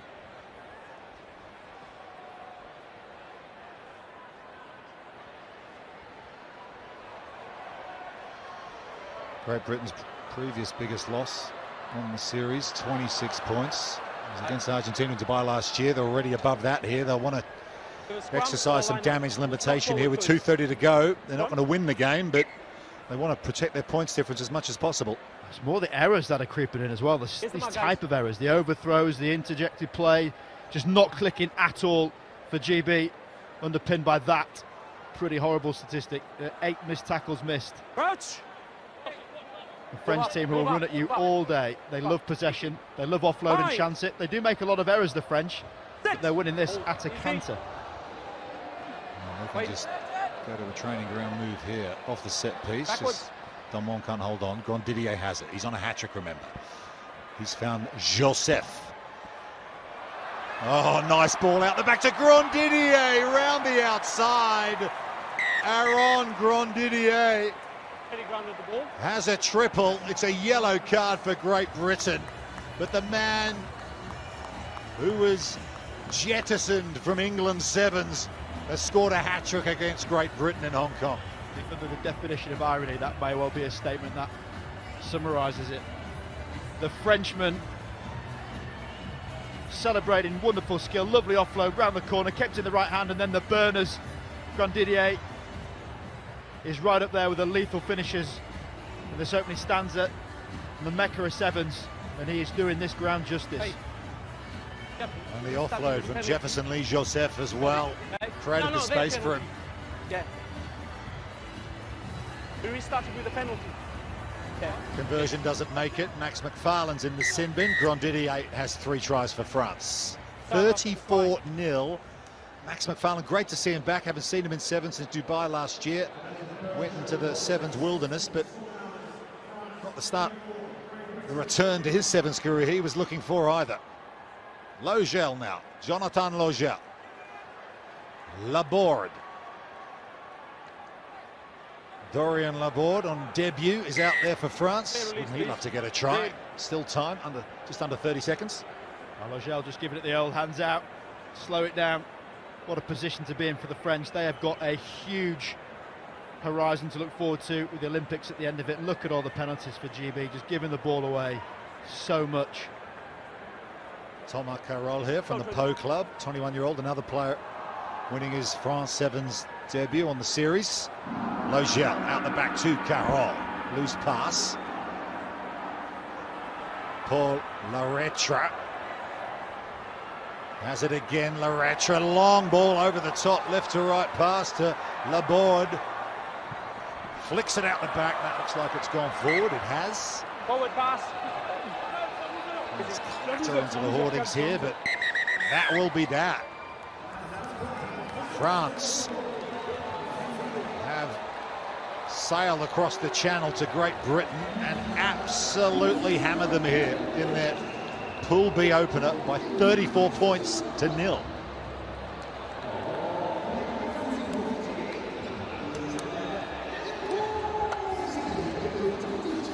Well, work to do for Great Britain. It's a tricky pool as well for them to negotiate. And that is not the start they were looking for. They're going to have to go back to the team hotel tonight on the other side of Hong Kong Harbour where the teams are staying, and they're going to have to try it and find something. Looks like they've lost Jamie Farndale as well. He's walked off with his arm in a sling. Crucial player for Scotland. But these guys, Les Bleus, have been quite magnificent here in their opener. And Logiel, what a guy to have around, the most experienced French player of all time. With plenty of players winning their debuts in this match as well. Rob Vickerman could hardly have gone better for them. Exactly that. The French obviously love to play here. We saw their last exploits going well for them. They're a team do sometimes frustrate because they have got that ability to perform at the highest level consistently, but seldom do. But if ever there was a time, this is it. They look great. So here's Pool B, just the one game played so far. France 34 points to 0 over Great Britain. Also in this pool, South Africa, who've never won here in Hong Kong, up against the new core nation, Uruguay. They come up next.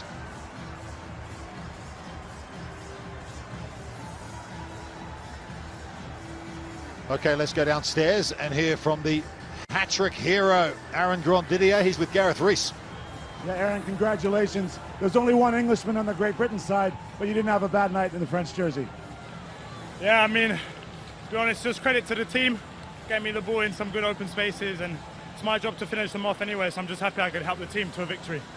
Given your history, was it a little bit more meaningful to do well against GB and get that hat-trick? Yeah, of course. I mean, always love playing against them. I know quite a lot of the boys pretty well, so it's always that competitive nature when we play against each other, but credit to them. Great side. I'm looking forward to seeing how they evolve this season. And we've got to ask, with the Olympics looming in your home country, when you play like that, is that on your guys' mind? Is that part of your build-up? I mean, of course it's in the back of our heads, but our focus is really tournament by tournament, game by game. This game wasn't easy at all.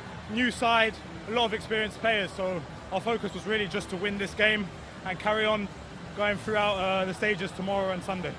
And finally, just first time in Hong Kong for you.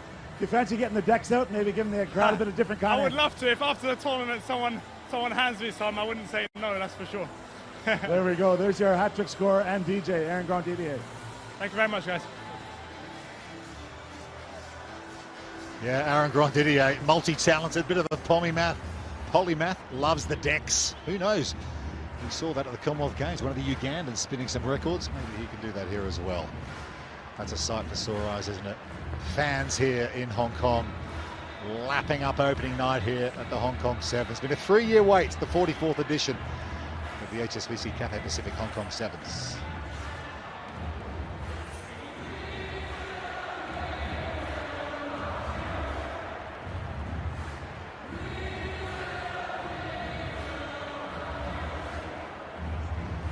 What a sight that is, Hong Kong Harbour on Friday night. Day 1 of 3 here at the Cathay Pacific HSBC Hong Kong 7. It's been a long 3-year wait. Boy, have we missed it. But oh, it's great to be back. Coming up, we've got a big game coming up in Pool B between South Africa and Uruguay. Uruguay, the rookies on the 7 series. So Hong Kong kicking off the 23 series. An 11-stop season to decide the best men's and women's teams on the planet.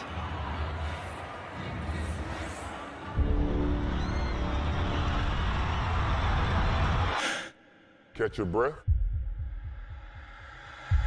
Good. You're gonna need it.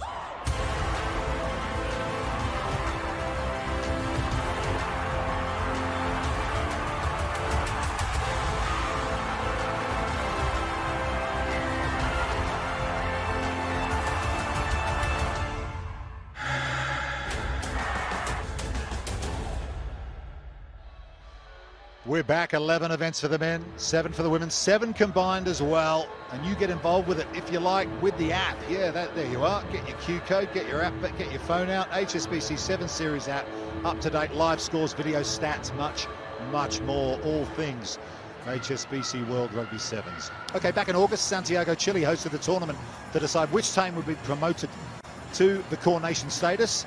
It was Uruguay, and it's a very warm welcome to Los Teros. Uruguay, welcome to the greatest rugby club in the world. Uruguay is a new team here in the tour, so we are very excited to be here. For the first time in the series, we went to the Challenger Series and we saw an opportunity, so we take it. We achieved the goal to be here, so we want to stay here.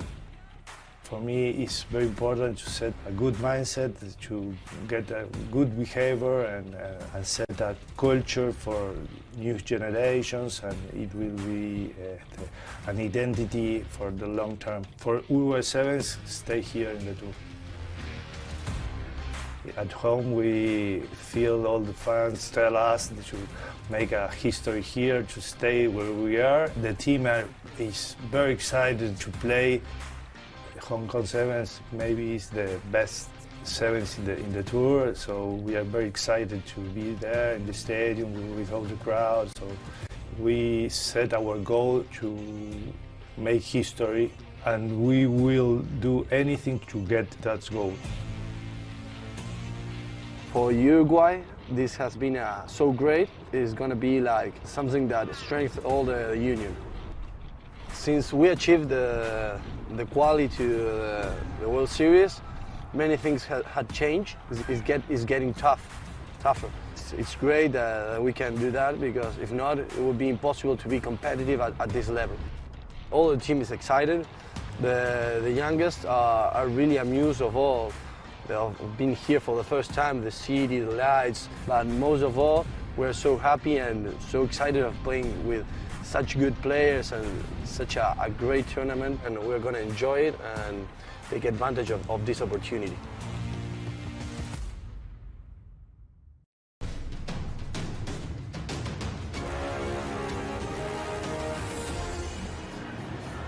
Our Super Session continues here on Friday night in Hong Kong. The Cathay Pacific HSBC Hong Kong Sevens is back after a 3-year absence, and joining me on the gantry, Dallin Stanford. You're back in Hong Kong as well, quite a long time after you played here for the USA. Must be fond memories for you here.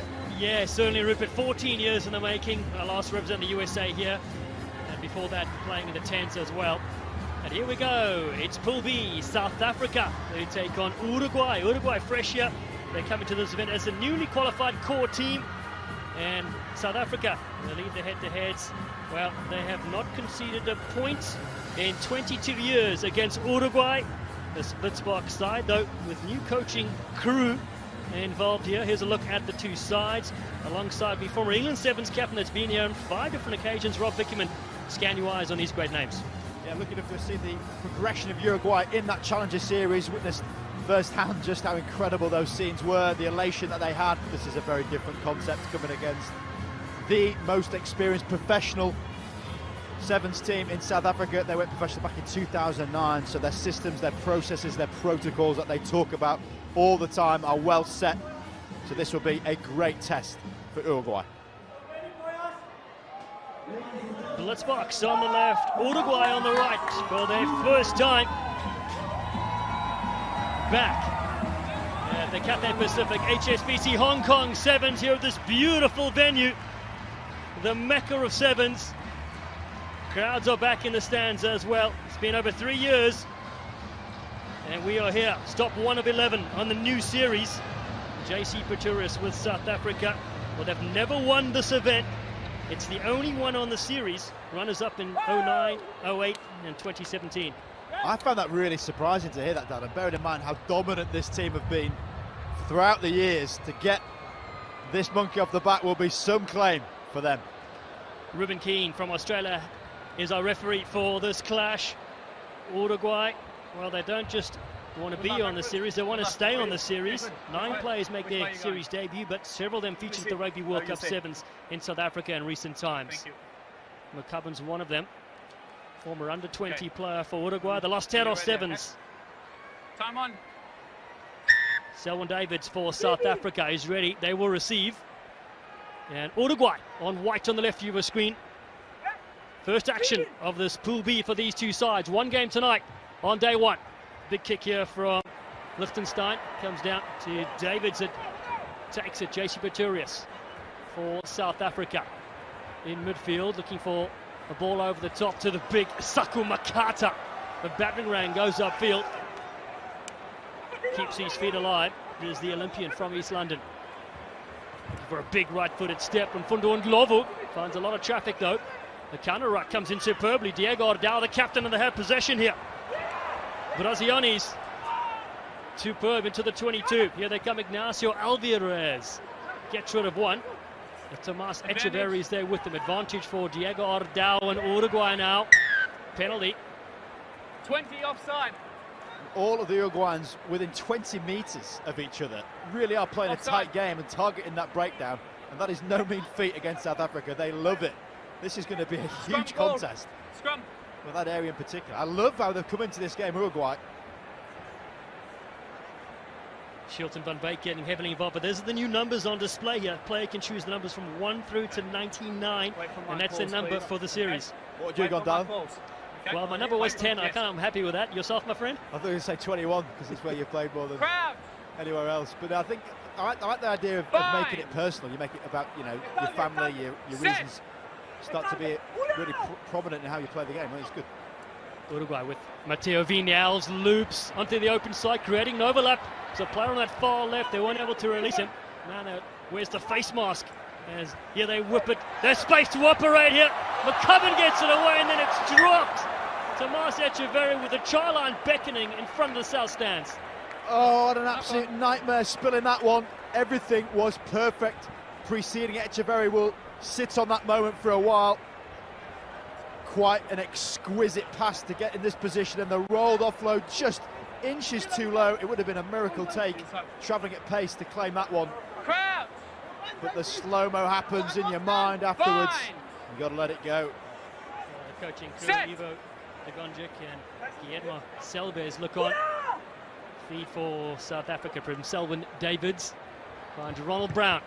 Launches this one towards the touchline. And it's a lovely kick towards the halfway line from the little playmaker. It's an interesting tactic. This would be something you see all the time in 15s, but in 7s you don't see it as much. More often than not, you want the ball to stay in. But because he drills this long and it goes out, yes, they've moved up 50 metres, but now it's back to being Uruguay ball still within the South African half. So interesting tactic. They'll hope that their pressure in defence will see that as being a positive result. Yeah, something they pride themselves on. Their captain, Sheikh Soizwapi, though, is on the touchline. The new coaches, Sandile Ngobo and Philip Snyman. Look on. Good take there from Uruguay as they drifted wide. Did a high pass there for Kobo Brazilianis. Knock on. It's frustrating, isn't it? We've seen a couple now of these errors creeping in. And you understand there's going to be nerves, absolutely. That higher intensity, this line speed that they've never faced coming at them. The South Africans love to take that room in between you and the defenders, close you down, and that can put all types of pressure on skill sets. Well, good evening if you're joining us from Uruguay and past midday in South Africa. Brilliant to have your company here for 3 days of action. Back at the Hong Kong 7th, first time since 2019. Blitzbox now with Davids. Floats on the outside gap. Spins out of one. There's Mfundo Ndlovu with him, former long jumper. Pretorius looking to go on the outside. This JC Pretorius gets the bump and good strong hit on him. Christy Grobola releases Ronnie B. And Ndlovu with a dummy. Slips out of a couple tackles, still going. Powerful legs. Brown goes to the right-hand side. Saku Makata. A good running start though. Ball goes back to Grobola. South Africa whip it over the top. Oh, that one's floated like a kite. Whoa! About 8 metres forward that one. Where'd the ball go? He's got it on a string. Gets the whip out the right hand. Didn't realise it was that windy down there pitch side. This Blitzbox team, they're looking composed, aren't they? Bit of transition as we mentioned with the coaches, but just check out the progression and how these players in the short version have really flown into 15s as well. They're doing it right across the world, and certainly Kurtley Adensa, the new guy on the block for their 15s. That's inspiration for these men. Last medal from Hong Kong here was in 2018, winning the bronze final. Uruguay, though, about ideas, they stab it ahead. One bounce towards the touchline from Ignacio Alvarez. He was probably hoping it stayed in the field of play. It definitely was. That man had been chasing it. Imagine playing with that mask on. He did it in the qualifiers, and it's just a remarkable thing to be able to do. Your vision would go, your breathing would go. I wore gloves in the day, so that was enough for me. Rob Vickerman. South Africa still 0-0 in this game. First pool clash. Pretorius goes back to collect. Brown. Yeah, Davids just using it along the chain. Penalty. Offside. Offside play. Right. South Africa will take it upfield. Offside, up early. Oh, tough on that. Have to be back 10 Marked up metres. here on the 10. You'd think they get away with a few inches maybe. Just trying to close down this pretty frightening machine when it gets going. This box, what a remarkable year they've had. I'll use that word again, but it really is. They won 24 games they won initially, didn't they? Then had the really bizarre scenario where they lost that momentum completely. Yeah, so strange. 4 golds in a row. They finished 13th in Los Angeles. A few points shy. 24-game win streak. 36 in total if you count the previous season. Pretorius again takes this time. He wants to take matters into his own hands. Does JC. Brown. Lovely step in midfield. Selvin David, just as we come to expect. He's electric. It's this young flyer, and he has the first points in Hong Kong for South Africa. He certainly is electric, isn't he? Magic in the foot. It's the ability to step, change that direction, but keep the pace going so high. And the procession of Colby, Speckman, these wonderful players. I mentioned Curtly Adenso, another one this weekend, will be doing his thing. All of these players have an incredible ability to impress on a sevens field. Well, this try here equals the record set by Paul True, the former South African sevens player and coach from back in the day. 70 tries for Selvin Davids. Brown adds the extras, 7-0 in the first half, with the final play to go before the half-time break. Try scorer himself, Davids, the huge left boot, as Pretorius ranging down on this one, but it's collected by Uruguay as they bundle into touch. It's the half-time whistle here in this Pool B game on day 1 of the Hong Kong Sevens, and South Africa have a slender lead against Uruguay. They're up by 7 points to nothing. Well, a good, strong first half, you could say, by Uruguay. Really just one line break from the South Africans. They're brilliant. God, I mean, the Uruguayan team would be buoyed with enthusiasm after that first half. They were abrasive, they got stuck into the South Africans. And even with them having a bit of possession, only got that one line break and score at the end of the first half, which was actually an extra time. So really commendable effort. Uruguay, having seen them, they really do get stuck in. The things that aren't necessarily down to talent, they do really well in. Whereas this South African team, they're blessed with some wonderful individual ability.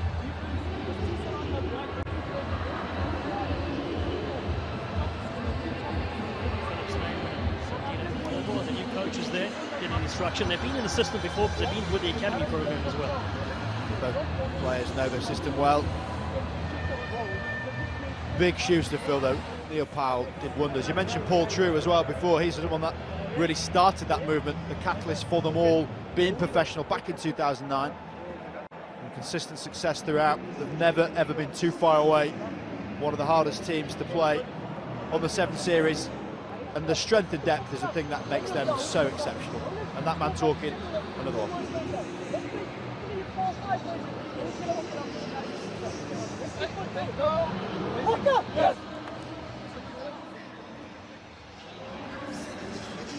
It's the 20th time we're here for the Cathay Pacific HSBC Hong Kong Sevens on the series. And South Africa leads 7-0 against Uruguay. Matches still to come in the superstition. New Zealand against Samoa. Doesn't get tastier than that in Pool A. That should be a bruising encounter. And then the hosts Hong Kong take on Australia to close things out in Pool A of day 1. The former just one game on the Friday for each side. 8 in total. South Africa, second on the series last year.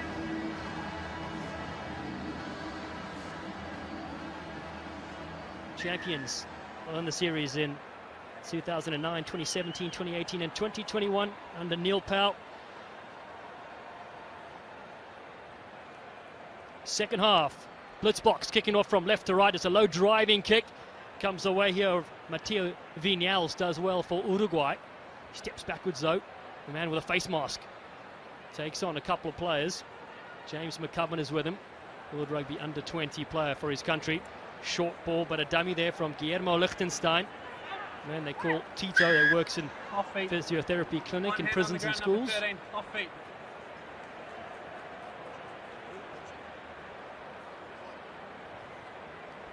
Look forward to hearing the nicknames progress for Uruguay throughout the year, Dallin. Certainly got the Phantom, that's obvious. You know they're coming, Rob. It's the fun and we expect in the series. And now we can do it with numbers as well. That's true. A lot of innovations happening here. Hold Unique numbers players can choose between 1 and 99. That's their series number. Uruguay to feed this line out.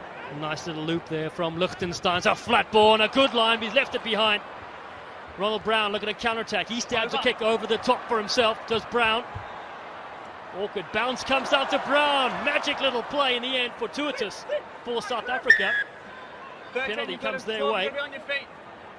Christy Grobbelaar, the 22-year-old out of Droste High School, goes quickly to Davids, shifts it away beautifully. Shilton van Wyk runs into the far side.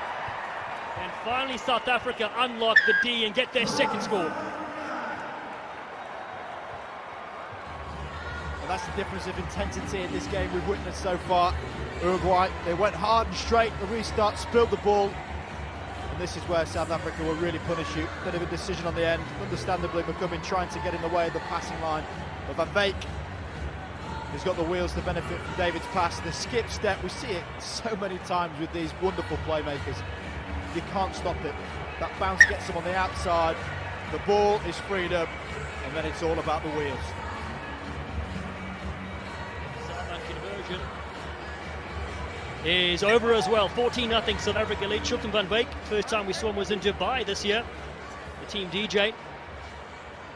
I wonder if he plays as good a tunes as we hear it out of Hong Kong. Getting the party started for the first time.